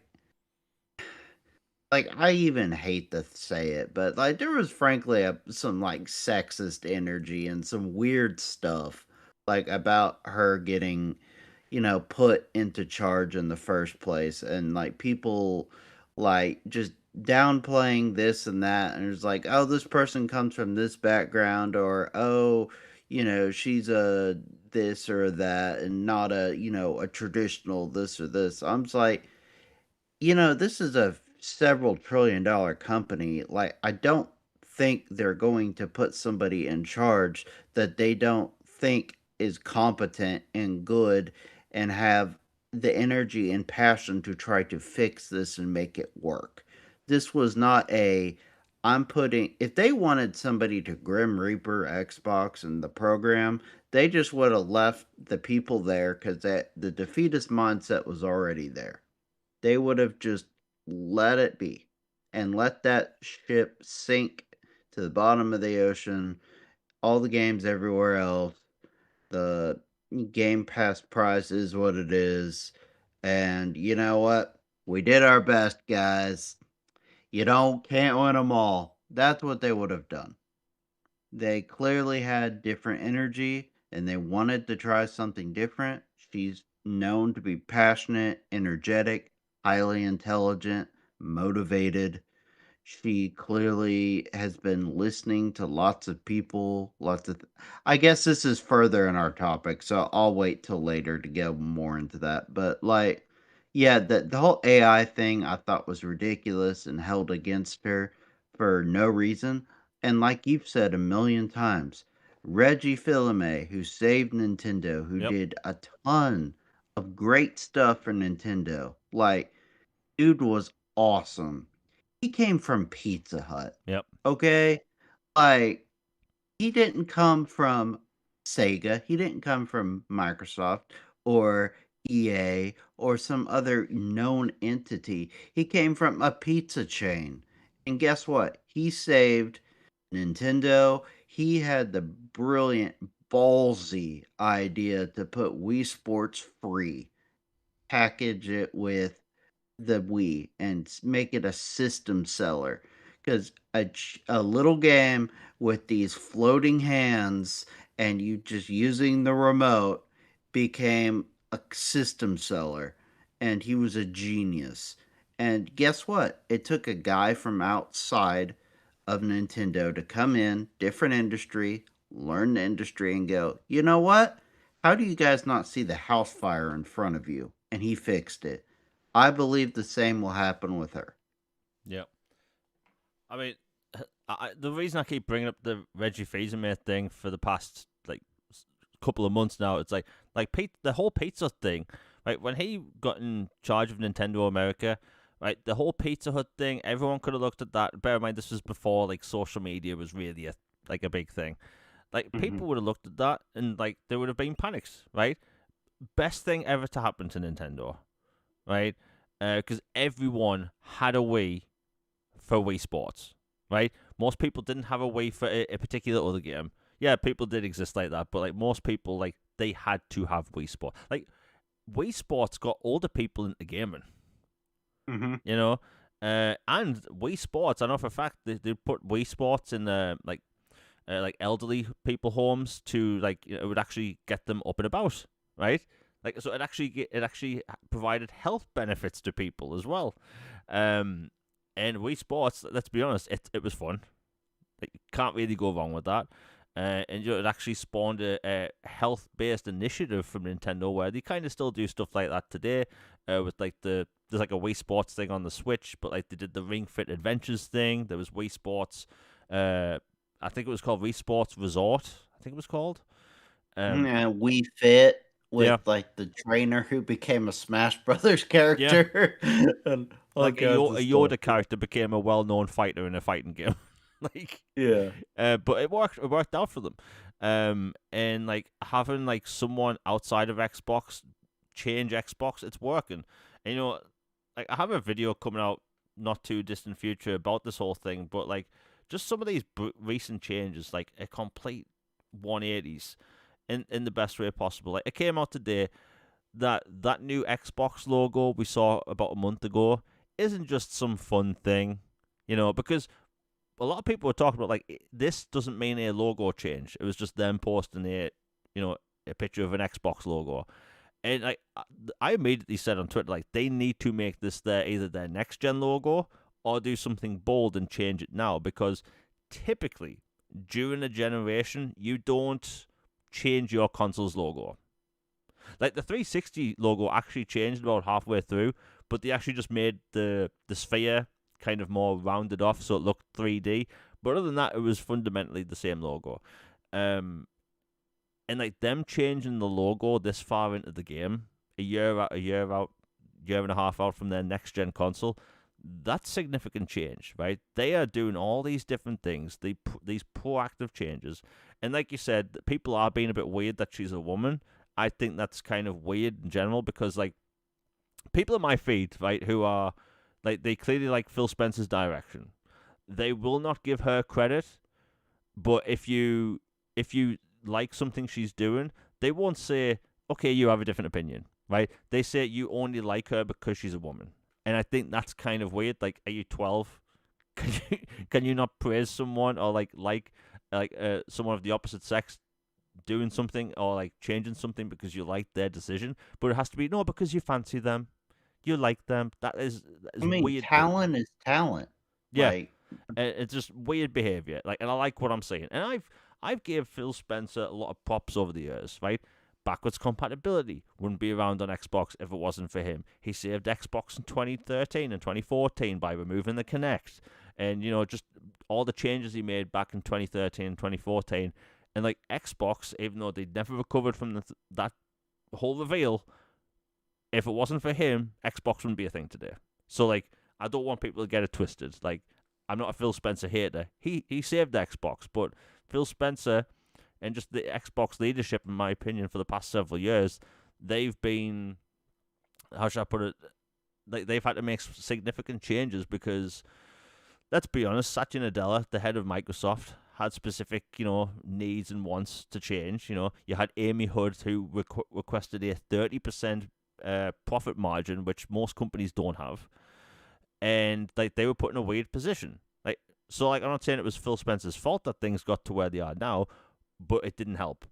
And now I'm saying proactive changes across the board. You have a logo change, which significantly changes how people look at the brand now. Like I'm saying, multi-million subscriber content creators such as Moist Critical, that said maybe he was wrong about the whole AI leadership thing, right? Do you know how often people of that size make positive videos about Xbox? Never. Very rarely. Very rare, right? And I've been subscribed to, Mouse Critical for a very, very long time. Might be like 10 years, right? And I can say in that entire time, he's made maybe one positive Xbox video. It's because these small changes are making waves, right? And like if you throw one little stone into a pond, it makes one little wave and it's done. If you take a handful of gravel, of like these small little pieces of stone, and throw them in the river, you have this cascading effect, right? Where it lasts longer as well and it causes more change. That's what we're seeing right now. We're seeing cascading changes in Xbox via these small moves. And we've seen bigger moves as well. The Copilot thing is huge. Freaking huge. The logo change may seem small, but it significantly shows that Microsoft, they're changing the brand, right? Because I think some point in like 2015, maybe around then, we saw all these companies change their logos to these black and white plain logos, right? All, Hated it. yeah, like Warner Brothers, I think, are the big standout for me. Their logo has been iconic for decades.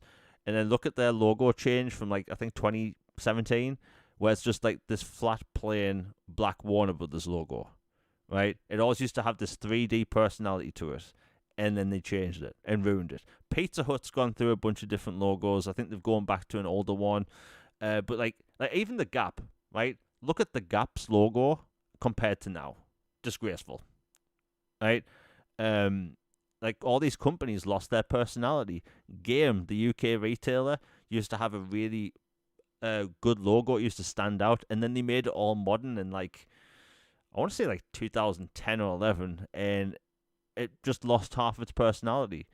And we see an Xbox going back to a logo that stands out. It has personality. It isn't the whole black and white logo we've seen over everything. Because look, Nintendo are iconic. They're red. PlayStation, blue. Xbox is green, but their logo this past 6 years has been black and white. Right? They need to get back to that emerald green. But they haven't been emerald green for a long time. Right? The only thing that's green for Xbox is literally their game cases. And even then, the sides of them are grey. you know?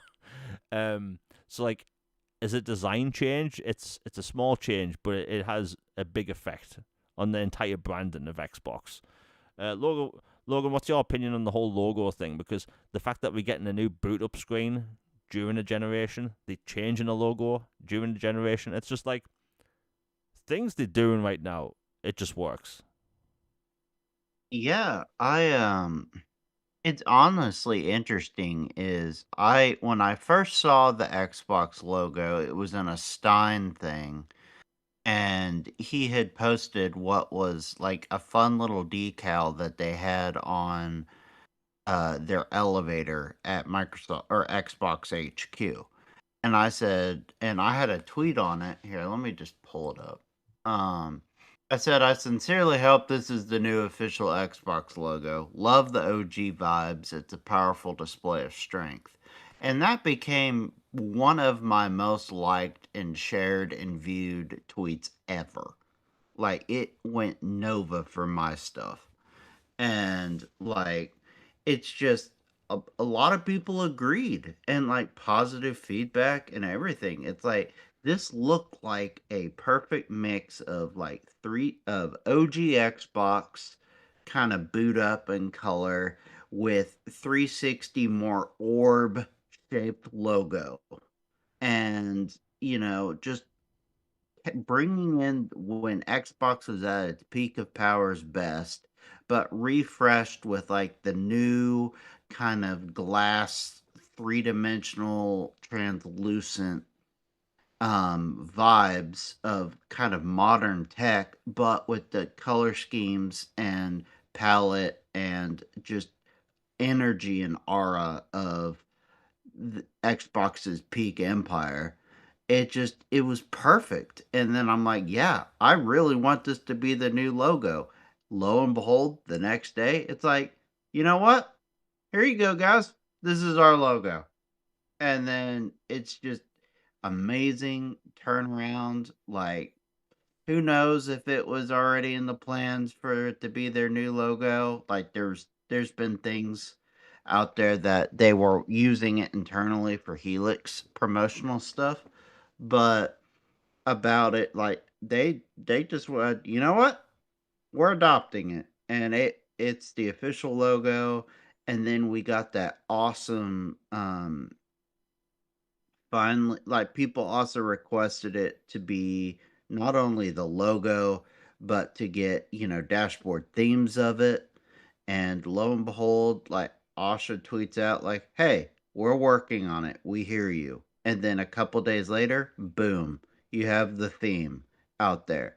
That is a small thing, like, on the surface, and like a, schematically to do, but it is a powerful message and feedback reinforcer, and just image, like you said, one stone can cause a ripple. A whole bunch of stones is, it makes waves. And, like, over here, I don't know if you have the same expression, but you probably have one similar. But, like, over here, it's like, how do you eat an elephant sandwich one bite at a time?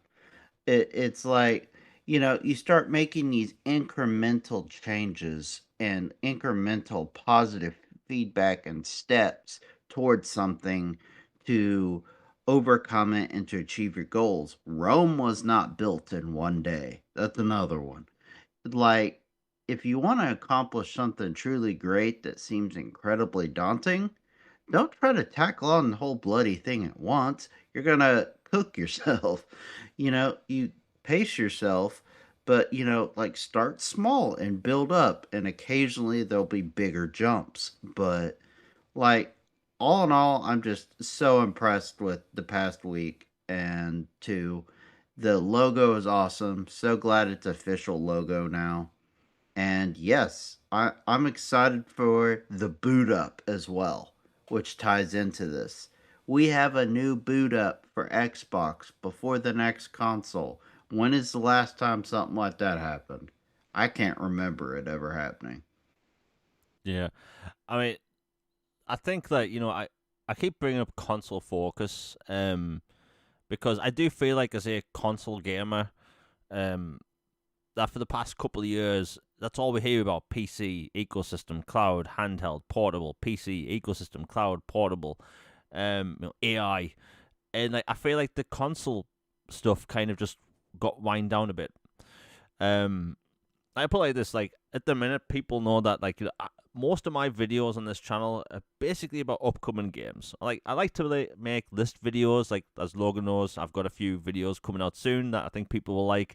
That Very are excited for one of them in I particular. know, thanks, but those are like my style of videos at the minute. And the reason why I stopped making videos about Xbox features, which I know people that have been subscribed for a long time, and they're like, in 2020, I put out 35 videos, not including live streams, in because it was always about brand new Xbox Series features, brand Xbox Series hardware, games, whatnot.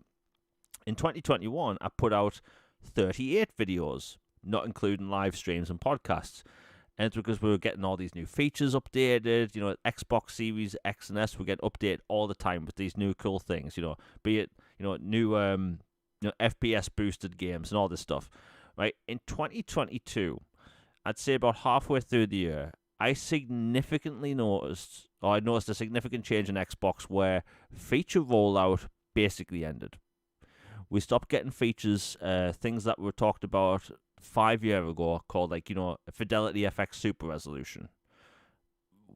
It's 5 years and we still haven't got that. We are getting it soon, thankfully. Jason Ronald on Twitter talked about it, so it's coming. But it feels like the feature videos I used to make, I stopped making because we stopped getting features. you know, um, and that's why like the weekly video thing kind of stopped on my channel, because like one, I've got a bunch of health issues which I'm not going to go into, which kind of stopped me from making videos weekly. But there wasn't anything to talk about when it came to Xbox features. Um, and thankfully, people like the list videos I make. But the truth is, I like covering upcoming games and features and hardware. And now, for the first time in 4 years, I can say that Microsoft, they're back on the ball. You know, they want a feature rollout every other week for the rest of the generation. Yeah, bi-weekly. Yes. Yeah, bi-weekly, and like that is huge. That 4 years, by the way, without significant like feature rollouts. Right, we've had slight dashboard changes, but updates for console stopped 4 years ago, and I feel like I feel like I've been the only person talking about this on here because like yeah, we've been getting cool games, awesome.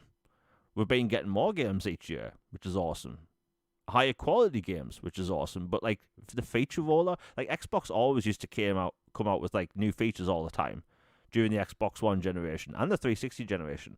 But 4 years ago they stopped, and I've been wondering what have they been doing the whole time. Like Logan, you don't post as many clips as like I do on social media, but even you've noticed like people always ask about the ability to turn off quick resume. Yeah, quick resume, snap was something I have seen requested for years. An update to the ability to upload certain videos and like the amount of length of them or the quality of them has been requested for years. Like one thing I would love is I know once Twitter's ownership changed, they quit doing like the direct upload to Twitter from Xbox. I'd love it if they could just go back and fix that or, something similar cuz instead of me basically having to take a grab and game and then take a photo of it with my phone to tweet it out just easily. Like being able to just on my controller, upload it to Twitter and type out a tweet with my controller and be done. Like it's a small one percenter thing, Yeah, but that would matter. And like that's the kind of updates that they're cranking out. And yeah, again, it's small stuff, but hey, wins are wins, and we are stacking wins right now. And it's a heck of a lot better than, well, it is what it is. yeah. So I will take this any day over that. Yeah, and these changes we're seeing, they're console focus, man. Like Hmm. in 2 months, we're seeing consoles getting updated with features people wanted. Like, yeah, the achievement thing was apparently in the works beforehand, but why did it take 5 years for a certain achievement feature? Why did it take 5 years to get? By the way, I forgot to mention this. The resolution on the dashboard's going up. So, Yeah, for achievements too. yeah, so for achievement art, like, and I know for a fact that the achievement art we get for a lot of games are either in 4K or 1080p. Sometimes they aren't even 1080p, but for the dashboard, we just don't see these. Like, we have 4K televisions, we have 4K consoles, so why don't we have a 4K dashboard and images?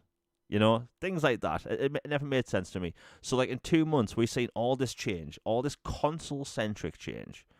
And, like, and I'm surprised Phil Spencer and Sarah Bond never talked about this. Like, the most of the money that Xbox makes is in PC because if you're on PC, you get your games from Steam. It's not mobile because if we're going to include the whole Candy Crush thing, which I don't think's fair, like Xbox makes its money from Xbox consoles. People playing games on Xbox consoles. People buying games. People buying DLC, microtransactions, battle passes. They all get a cut of that.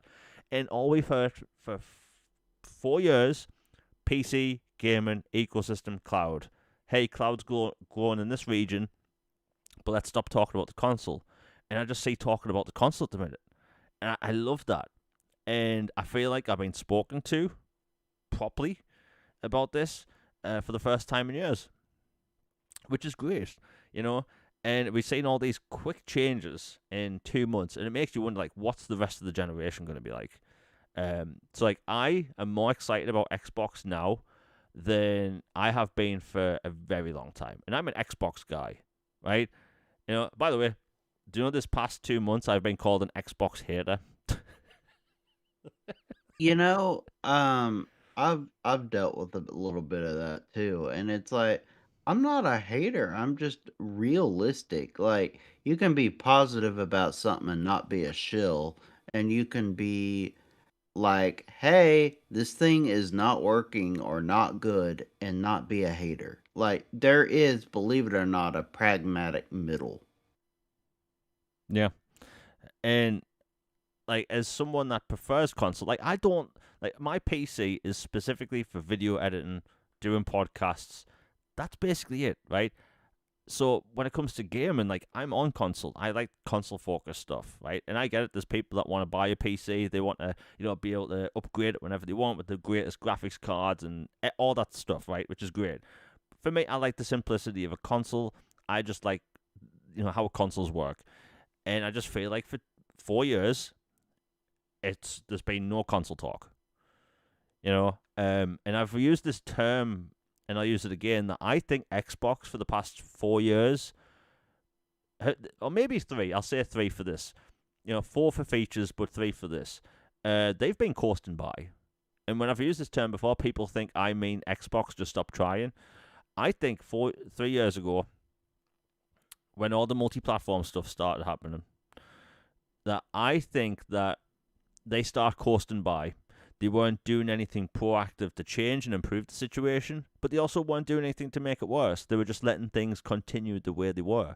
So we saw the multi-platform thing happen, but then the console stopped getting updates. They stopped talking about the console. They start concentrating on emerging markets where things like cloud is growing, such as Korea and Japan.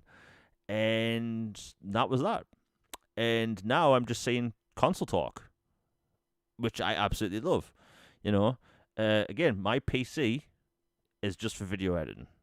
When every single time someone from Xbox talks about PC, it doesn't even occur to me that, oh yeah, I have a PC, so this includes me.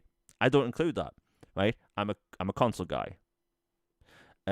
So like I do like this, and all the vibes we're seeing from the Xbox staff. There's Xbox staff posting positively all the time. Like as someone that follows Sarah Bond on Twitter, when the multi-platform stuff started happening, most of the Xbox employees stopped replying to people on Twitter. They stopped interacting. And like Sarah Bond, she stopped posting on Twitter. She started posting on Threads, right? And like I think that internally they were told like just like look, the reaction to the multi-platform stuff in 2024 was extremely negative. Let's just shy away from talking to the community, and that's what they did. And now we're seeing the complete opposite. Like, why do they keep saying the term return of Xbox, right? Why we keep seeing all these employees, these super hyped to talk about Xbox as a brand? I'm seeing non-centric, like Xbox Twitter accounts posting about how like Xbox is back because we're seeing all these changes, And to me, this is what Xbox is needed. Not doing the same thing over and over again, because that is literally the definition of insanity, doing the same thing over and over again and expecting change. We all want Xbox to do better, but all these people, not even all these people, but some of these people, they will say, I want Xbox to change, but they won't suggest anything proactive and how they can do it or what they can do. They just want Xbox to do the same, and it's not working. Now we're seeing changes. I've seen people from even Japan this past couple of weeks saying they like what they're seeing, and they're buying Xboxes. And, oh, by the way, they also advertise in the console now, which is nice. So every time Microsoft's announced a first-party game that's about to come out over the past couple of years, they haven't showed off the console. They haven't showed, hey, buy this console to play this game. And do you know what we're seeing with Forza Horizon 6? Buy an Xbox to play Forza. A bundle, an honest to Yeah, goodness bundle with a special edition controller, a game, and a console at a price that evens out to be you get out ahead for all of it in one thing. It's like, are we back? Like the energy's really good. yeah. And look, I get there's some people that they still don't understand what the return of Xbox means. But if you look at what Xbox was for the past several years, we'll just say 4, right? They stopped marketing the console. They stopped advertising the console with first-party games. They stopped trying to do anything that would help. Because like, look at PlayStation over the years, right? PlayStation had arguably one of the most successful consoles of all time with the PlayStation 2, right? And then when the PlayStation 3 came out, the app it went terrible, right? It came out, it was an overpriced Blu-ray player with no games, right? They listen to all the feedback, they improve the console over time, they start making first party games, listening to feedback, making different kinds of games. So like the PS3 generation started off as a disaster, but it ended up being a huge success. And because they were listening to feedback, they were listening to like, look, people were buying Xboxes for this game. We need to make different games, and that's what they did. They went from next to no first party games that no one was interested to a wide variety of first party games. They improved the situation. What we've seen for 4 years is Microsoft not improving the situation. So when I see the return to Xbox, it's not me going, oh, I'm finally getting my Xbox out of the wardrobe where I've been storing it. It's like, no, they're going to get back to being proactive, doing things, improving the brand, because we don't see Nintendo throwing in the towel because they're doing well. They're constantly trying to sell more. They're constantly advertising. And we've seen all these small changes, which are changing everything. Like, we haven't seen a bundle in years, right? When Starfield came out, there was no bundle at all. Indiana Jones should have had a golden console that looked like it was an artifact, and they didn't do one, right? And Indiana Jones is the best Xbox game in years, right? But they didn't do one. But now we're seeing bundles again. That's what the return of Xbox means. Them trying to be better, trying to succeed. Because back in the 7th generation, when all three consoles were like 100 million strong, they were all trying their best. They weren't fighting to survive. They were fighting to be number one. Xbox was number one in NPD in the US for 37 months. Then PlayStation won one. Then it would be the Nintendo console. And then it'd be Xbox again. So like when they're all fighting to be first place, everyone wins, right? They're coming out with new first party games and exciting features all the time, and that was best for everyone. And what we've seen for the past 4 years for Xbox is them not doing that. That's why I'm so excited about Xbox right now, because we're seeing so many proactive changes. We've also got like more Xbox stuff to talk about when it comes to changes. But Logan, you want to talk about backwards compatibility because it looks like it could be coming back. And the things we've been seeing this past week or two, the excitement we're seeing, it all rolls back into the whole Xbox doing these proactive things. But people are excited. Yeah, just about backwards compatibility. It's just been really cool. Is like it's been blowing up like in the news feeds. All these companies are sharing tweets and articles highlighting, the preservation site and, the clear and strong desire for it and, you know, people keeping tabs on stuff, and it's like clearly like there's an awareness of this out there and that there's a desire for more, and the fans are I see every day lots of people, like both that I've known and haven't known, like pop up on the timeline with, their 10 votes for the day or some franchises they want to see come back via BC, or, like other people going, you know what? I'm back for Xbox, and like if they add these, like that is amazing. Or just like there's so much positive energy and momentum even in the BC space, to where like a hypothetical 25th anniversary batch feels realistic, and I'm I hope it happens. It just the energy feels right. It feels good, and I'm just super excited. There's a passion for all kinds of games, both licensed and hidden gems and everything in between. And there are clearly some titles that have a snowball's chance, just point blank, of happening, or less maybe. But there are also some that I think have a very good chance. So just keep voting, keep sharing, keep talking about it. The energy and momentum is good. And like just for grins and giggles, like here we go. Like the site has now reached almost 315,000 votes cast and is at over 36,000 registered voters now. Like it is booming. So shouts to creator of the site and those who help find hidden titles that weren't in the database and add them. Those who shared about it, talked about it, and just overall the energy. There's a ton of games I want to see. Like perfect world, everything would be playable. We're not in a perfect world. That's not going to happen. But anything they could add, I would be just super grateful for.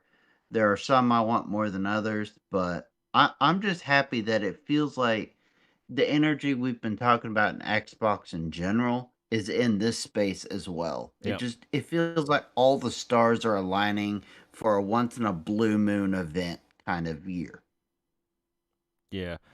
I mean, we've been talking about the backwards compatible batch for how many years now? 3. Like, um, because the whole Activision thing went through, and remember when the whole Activision thing was first announced, people were like, "Oh, when this deal's through, we're going to get an immediate batch of games." Never happened.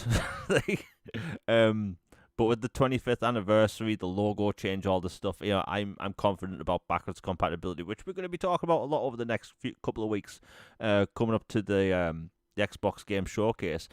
But you know what? We need to talk about this now, and that's exclusives.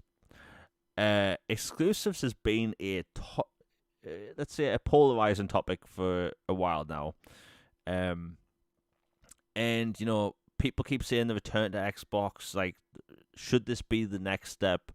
And the fact is, they actually acknowledged it in that big post like 2 weeks ago, talking about like they need to reevaluate their approach to exclusives. That 100% makes me think they're going back to them. Maybe not for everything. Maybe not in like, we just don't know. We're just speculating. But like the fact that they mentioned it, because Phil Spencer and Sarah Bond. Well, it's not even Sarah's Bond that we talk about, but like Phil Spencer for the past 2 years, every single time exclusives have came up or something, like they talk about how they need to run a business. But if you look at the numbers, like we've been told for years that like Game Pass and all these subscription services pay for the content, right? The money going into the Xbox brand via console sales, game sales, everything goes into Xbox and developing games.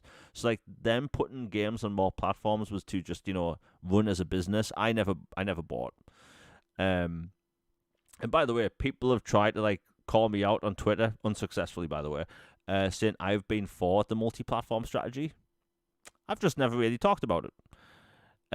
Because I didn't like the move they were doing, but I have two options. I can move on and talk about something else, or I can whine like a what on social media every day, not doing anything, right? Because believe it or not, when these companies see you whining, they don't pay attention to it. They mute you or block you, right? So whining does nothing. Which is why I hate it when gamers confuse constructive criticism with complaining. They're two different things. Like, so if you whine, no one pays attention. If you say something constructive, people will. But like the whole like them mentioning exclusives, their reapproach to them, like obviously we don't know exactly what they're gonna do, and we obviously don't agree on the state of Forza, but it's mainly because Forza is like a completely different thing in the UK and Europe as in the US. We both basically agree that they need to go back to exclusives in a significant way, because like Game Pass funds these games, right? Like when you see a third party game put on the service, right? These services make a crap ton of money, right? So they use that money, they get more first party games made, they get more third party games day one, and more third party games. But like to be told, hey, to make this game, we'll just say Fallout 3 remake, because that's going to be a thing. Like, are you saying that has to be multi-platform because that's how it's going to be funded as an Xbox business? That never made sense to me. Like, if it's an Xbox game, sell it on Xbox with bundles, with cool advertising, actually market your games, and that's what we could be seeing. But the fact that they acknowledged it is like the biggest thing. Like acknowledging the elephant in the room, which they like most other Like, let's be honest, Phil Spencer has done a great job, but every time exclusives are being brought up, I feel like, a lot of these journalists and stuff, and I understand behind the scenes, like they are given questions that are vetted, right? And I feel like nobody's really asked Phil Spencer, and maybe they haven't been able to, like, as a business, how do you push Xbox onto more consumers without exclusives? And people really haven't asked them that because they probably haven't been allowed to, but there isn't really a good answer, If you want to play Uncharted, right? Not Uncharted. What's Naughty Dog's new game? The sci-fi one, Intergalactic. Oh, something like was it Prophet something It's or Intergalactic Prophet, Heretic Prophet or something. But anyway, that sci-fi game, right? Brand new Naughty Dog game. If you want to play that game, you have to buy a PlayStation, right? And by the way, I still think all these companies should put their games on PC day one. That's just my opinion. it's just free money. I mean, Yeah, why not? Everybody's got a computer for some reason or another. yeah. And like, if you want to buy, let's say, Indiana Jones 2, we'll call it Indiana Jones 2, right? You can buy an Xbox or a PlayStation. So, like, in one game, you have to buy if you're a console player, you have to buy a PlayStation to play Intergalactic. But if you want Indiana Jones 2, you can buy it on anything. Like, as a business, it never made sense to me. And like, we don't know if they're going to do timed stuff, but like, regardless, like, them marketing their games with bundles like this, them talking about exclusivity, that's big change, right? And I know there's people that, and you'll say this as well, Logan, like the happy-go-lucky, come by our fork. They think every game Xbox makes should be on everything, and like, we've talked about this. In an ideal world, that would work that way. But I don't see these people campaigning for PlayStation games to be on Nintendo or Nintendo games to be on Xbox. It's Oh, just, but they're different, Jamie. yeah. And it's like, we all have to, and this has always been brought up, like, not everyone has all the money to buy all the consoles. And that is 1,000,000% true. But for Xbox to grow as a brand, they need to sell more consoles, right? In fact, there was a significant. I've used the word significant about 40,000 times today, but there's a Japanese developer recently posted on Twitter how, like, they would love to put their games on Xbox, but because it doesn't sell well in the region, they don't really see like much point to, even though most sales of JRPGs comes from outside of Japan. But I get the point, right? But them trying more would mean more console sales. More console sales internationally means more games, right? Because I guarantee you, if let's say only 1,000,000 Xbox Series consoles existed, we wouldn't see Final Fantasy VII Remake on Xbox, right? The more console sales there are out there, the more games we'll get, and that's what people want. So this pushback against Xbox wanting to do exclusives, I think, silly. I do see the fanboys on social media. They are atting Asher Sharma saying, "Hey, please continue to put your games on PlayStation." These are the same people, by the way, that have said, "I want Xbox to do better." They don't. They don't. There's this entitled mentality we've seen for a long time where, "Hey, I want your games, but I don't want to buy your box." And when Xbox's first-party content is getting really, really good, now there's pushback. Now Xbox might want to do exclusives again, and now people don't want to see that happen. Well, that I can't say the same on this channel, but like, tough, right? Yeah, tough luck, buddy. Yeah, tough luck. I can't say it on this channel, but tough. But like, look, let's say like, certain live service games, right? Like Helldivers in general was huge. Helldivers 2 was huge for PlayStation. They put it on PC, huge, absolutely huge, right? I think that sold like 14 million copies, like something insane, right? And Sony clearly made a crap ton of money off that, right? Like, live service games, I think, are completely understandable. But like, let's say like single player games such as let's say, I'll use Killer Instinct as an example, right? Killer Instinct is a fighting game that lives and dies by its audience. Like that, I'd understand being multi-platform. You know, Minecraft Dungeons 2, multi-platform. It's a smaller game. Diablo 4, Diablo in general, I'd completely understand that, you know. But like when it comes to like your star, excuse me, your StarCraft shooter, your Blade video game, those should be exclusive. Your Halo campaigns should be exclusive, right? Yeah, Maybe, that is straight up blasphemous. I will say that was one of the few, not irredeemable, but pretty far down the dark side path moves Xbox has ever done. Was the decision to put Halo on PlayStation and then hype it up with your studio people wearing PlayStation gear. Like, I don't care if it sounds fanboyish or not. That was just diabolically bad. yeah. And you know, let's call it what it is. In my opinion, the multi-platform strategy was a failed experiment. Um, how realistically did people think that, hey, we grow the Xbox brand, we grow Xbox hardware because they still want to sell consoles. I don't care what anyone says. That's always been silly. Let's put our games everywhere. And like, let's be honest, a lot of people wouldn't really care if these games were only on Nintendo. Like the rivalry between Xbox and PlayStation is deep, but they're also two very similar consoles. Nintendo is kind of its own thing, you know. Um, like hell, People would treat it like a Xbox Ally X, yeah, honestly.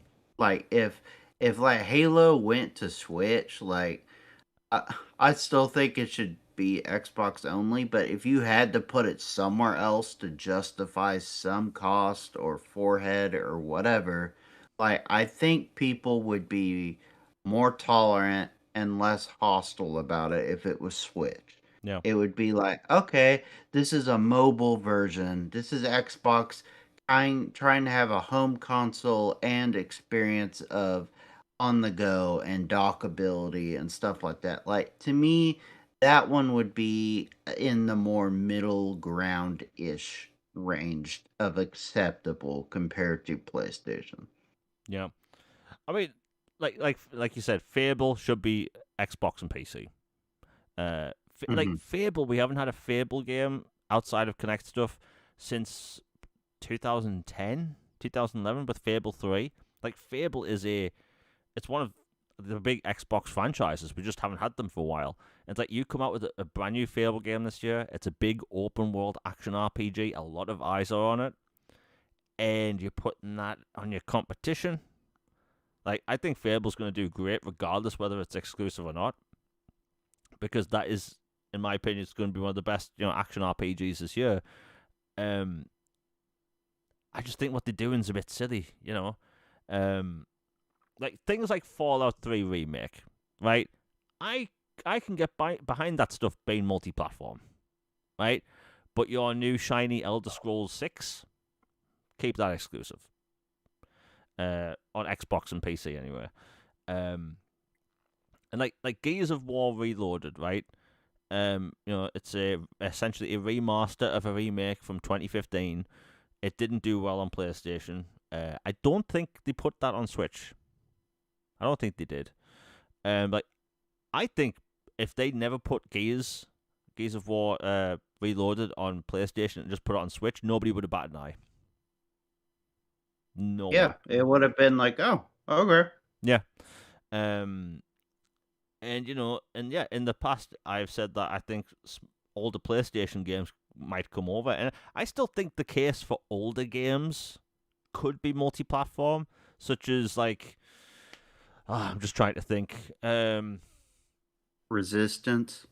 Yeah, like Resistance and stuff, but like even like Xbox game, like newer versions of old Xbox games, I could get behind being multi-platform. But your shiny new Fable, your brand new Blade game, like Forza Horizon 6 has so much hype going for it, right?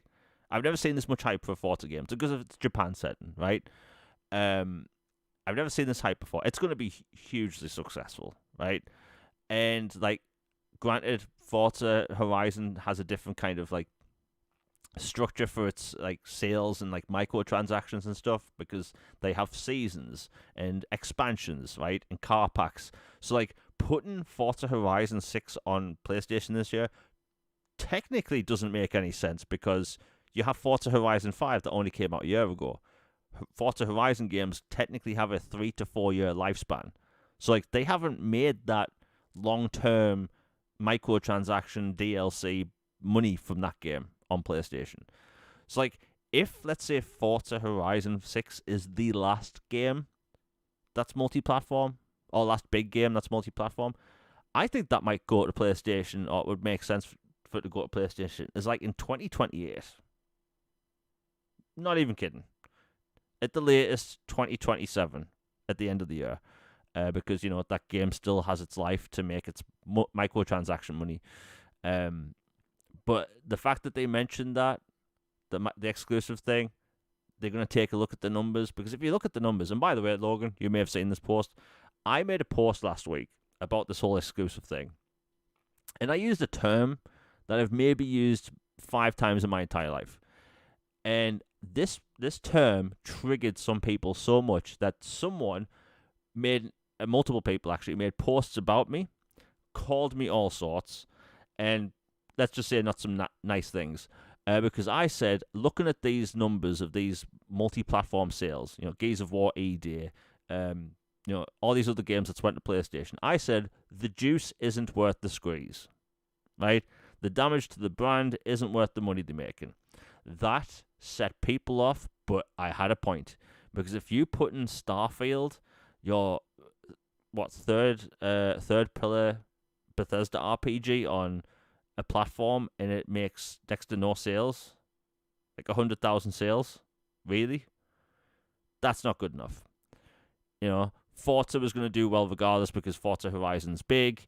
You know, UK and Europe, we are a Forza country, you know, in the UK. Gear sold like 5 copies. Yeah, like that's ridiculous, man.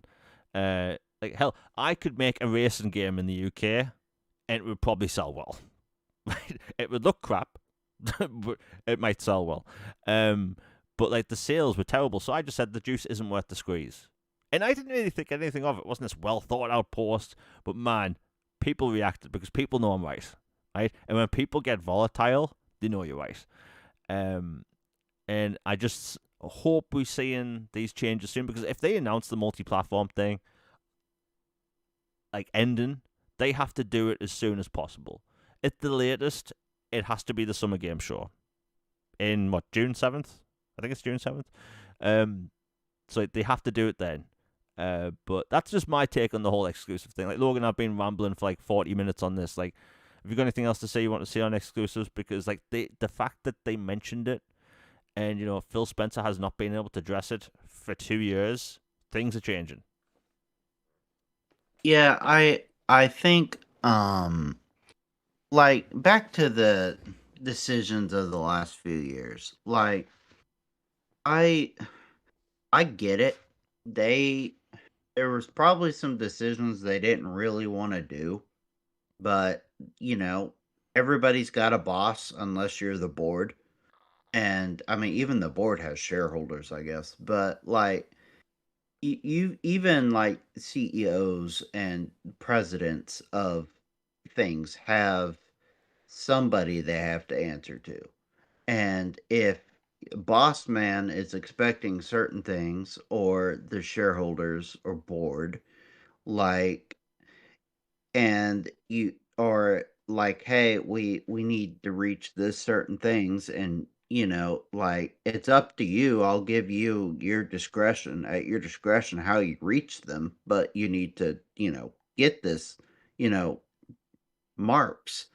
Like, I get it. Maybe they did the best out of a really crappy situation. Maybe it really is just as simple as that. But at the same time, the decisions made were theirs to make, and there could have been some other choices that were made, but they did good with they saved Xbox. They brought back backwards compatibility, which is one of the single best things they ever did. They acquired all these studios and publishers, which were awesome. They, did a whole bunch of good. Final Fantasy VII, all these Japanese games wouldn't be on Xbox if it wasn't for them. The good they did far outweighs the bad they did. The bad is just negative and it really hurt the brand, but frankly, there wouldn't have been a brand to hurt in the first place if it wasn't for them. Like at the end of the day, they still have my thanks and gratitude. They helped far more than they hurt. But the last few years were bad. Just straight up. I'm not sugarcoating it. It was bad. So I'm glad with the new energy and where everything's going. To me, the darkest moment in Xbox was when they put Halo, Gears, stuff like that on PlayStation. Like, I'm not even trying to be fanboyic hyperbolic. I'm just saying, like, there is something just so wrong about seeing something that is solely identified with something for so long and intrinsic to the DNA and culture and soul, like the spirit, the identity, the zeitgeist, the aura, the whatever wonderful word or Latin you want to use for the brand and everything about it. To take that and just hand it over to your competition and go, well, we did our best. Here you go. You can have it too, because we ain't doing anyways. Like that was the lowest single point in Xbox, even lower than the 2013 um, fiasco and other, cluster clucks that have happened. And this can be fixed. It is not a genie's out of the bottle. We can't put it back in. I'm like, yeah, you can. You can put this back in the bottle. Just going forward, if you need to have multi-plat games, okay, cool. Just have a set of guidelines and a clear thing to where fans know what is and what isn't, so we don't have to have this debate and discussion ad nauseum every time a game is announced for the rest of our lives. Just, make it where, okay, multiplayer games are multiplat, or games from Bethesda Activision are multiplat, or, online service games are multiplat, or Halo, Gears, Fable, certain games that have an identity and a core are Xbox and PC only, and that's just end of story. They're like core Xbox games, or games from Xbox Game Studios stay, Xbox related, or single player only games, or like however you want to do it. Just have some that are always with Xbox, and Halo and Gears, Fable, and some new titles that will inevitably come from Xbox will be core games that you can always count on, that you believe in, that you're like, this is the brand and identity soul of Xbox. And you don't just shell that out. And, that's that. Like, that, again, not to be fanboyish, but single lowest point, I think, for Xbox ever. And I think there's a middle ground for exclusivity. That's where I would be personally. Yeah. You and I disagree on Forza's standing in that area, but I'm with you on like if I could, I would just make the phone calls or pay the lawyer bills, whatever, and just get out of these ports for everything that's announced that's not too far down the road or stuff that's in development and hasn't been announced. Like, forget them ports. Just punt those things to the moon and just Xbox PC focus going forward. You're trying to save your brand, at least grow a spine, be competitive, and go out there and try. I made a post about 27 minutes ago on Twitter. I'm sure I'll get a lot of crap for because I wrote this out and I didn't really think about it until I hit send, and I just wrote, "Whenever one competes, we all win."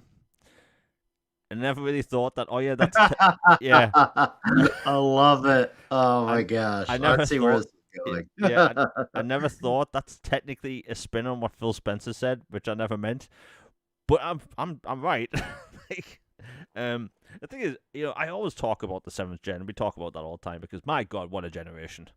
Um, and they're all competing at their best.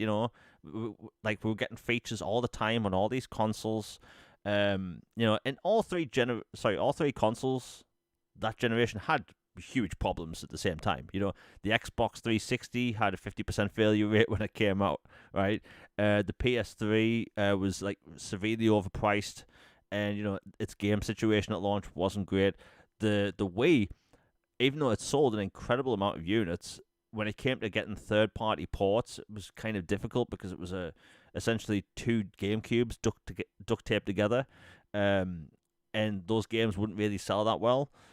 But like in the end, they all did really well, and we had some amazing games that generation. They were all competing, and like I never once heard anyone refer to Nintendo or PlayStation or Xbox that generation as third place. Never once, right?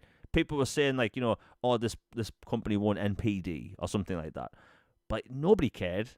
But they were all doing so well, and now it's just like you have Nintendo, which they're going to be number one pretty much forever, basically from now on, unless something big changes. You have PlayStation at number 2, and you have Xbox at number 3, but people make it look like Xbox is like doing like the worst thing ever. And by the mind, Xbox has been in the console space longer than Sega was, right? Certain Sega. people won't like to hear that. Oh yeah, I know, but like it's true, and like Sega, like thinking back, like they were making consoles before I was born, right? And they were making consoles when the original Xbox was a thing. Then the Dreamcast failed for a myriad of different reasons, but like I don't think like anyone with like more than 2 brain cells wants Xbox to really fail. And like you said, like the whole multi-platform thing, that business podcast they did 2 years ago, when we all thought 4 games, right? The kind of vibe was kind of like, oh yeah, that's okay, I guess, right? But as soon as they announced Indiana Jones, you'll have noticed this as well. And when Indiana Jones was announced for PlayStation, we saw a colossal shift, right? And just the vibe, right? The Xbox employee, pitchforks and torches were out. It was like game on for a yeah, lot of people, and it was some dark times. yeah. And like I post about Xbox every single day on social media, and I noticed the vibe was it was rough. Right, there's people I used to speak to on social media, basically every day for like 10 years, right? That they just disappeared, right? They didn't. Hmm. They and who still haven't spoken to me, and I think it's a shame because it is online, but you do talk to these people on a regular basis, and it's like it's a shame that happened, and it was this weird, we'll call it mass exodus of like the fandom. A lot of people were telling me that they weren't interested in Xbox anymore. Some people are completely okay with it, which is fine. Everyone's entitled to their own opinion, but like to say that something didn't change, to say that the fandom wasn't hurt, like so. And let me tell you, as an Xbox content creator, it's rough, right? Every single video I make, every single podcast, I have at least 1 or 2 replies like, within seconds of me posting the video, just like crapping on Xbox in general. Yeah, if you look at Nintendo and PlayStation, there's thousands of positive pro creators on those platforms. On Xbox, there's not many of us, right? There's not many of us making pro Xbox content. And now with this shift, I've noticed like people are excited to talk about Xbox. People that work at Xbox want to talk about Xbox, and this is great. But I just like these moves we're seeing, and who knows? A lot can change between now and the summer showcase. but like the fact we've seen so much change in 70 plus days is great. Logan, have you got anything else to say before we close out the show? No, just it's exciting times, and at the rate, man, Osha's been shooting with a hair trigger. I mean, the amount of changes that they've been getting out by the time we finish, there might be a new update tonight. Who even knows? It's like things are constantly moving and things are going in a good direction. Hallelujah. Things feel really good for the first time in like 5 years. Xbox wise. It's great to have hope. Yeah, the funny thing is, we clearly just talked our minds about this, but I can guarantee you, over the next 48 hours, I'm gonna have some really angry replies, just calling me an Xbox hater because I'm happy change is happening. But man, like over the past couple of years, I mentioned how we had no features for 4 years. Like that never seemed to bother anyone, and it really annoyed the hell out of me. You know, the fact that they stopped talking about console as a focus, and now we're seeing it as a focus. Um, Never bothered some people, and I just don't understand. But hey, that's just our opinions. Now, obviously, we had the podcast at a different time than normal. I think that Xbox partner thing just ended for Stranger Than Heaven. I'm already sold on the game. But yeah, we'll be back for a new episode of All Things Xbox podcast, same time on Tuesday. Hopefully, my next video will be out by the end of the week. I'll have to see if things are right, but given certain situations, I might have to change the order of them. But anyway, I have a bunch of cool new videos coming soon. The link to my previous video is in the description down below. The 10 biggest new games coming to Xbox this May. There's a lot of day one Game Pass games in there, and it's actually a list of 13 games. So hope people click on that. Hope they enjoy it. Again, these videos take a long time to make, and the support is greatly appreciated. But anyway, again, the link is that in the description. We're back for a new episode of a new podcast next week, and also our @ for Twitter, social media is in the comments down below, or the description, shall I say. Anyway, we hope everyone has a great day. We're out, everybody.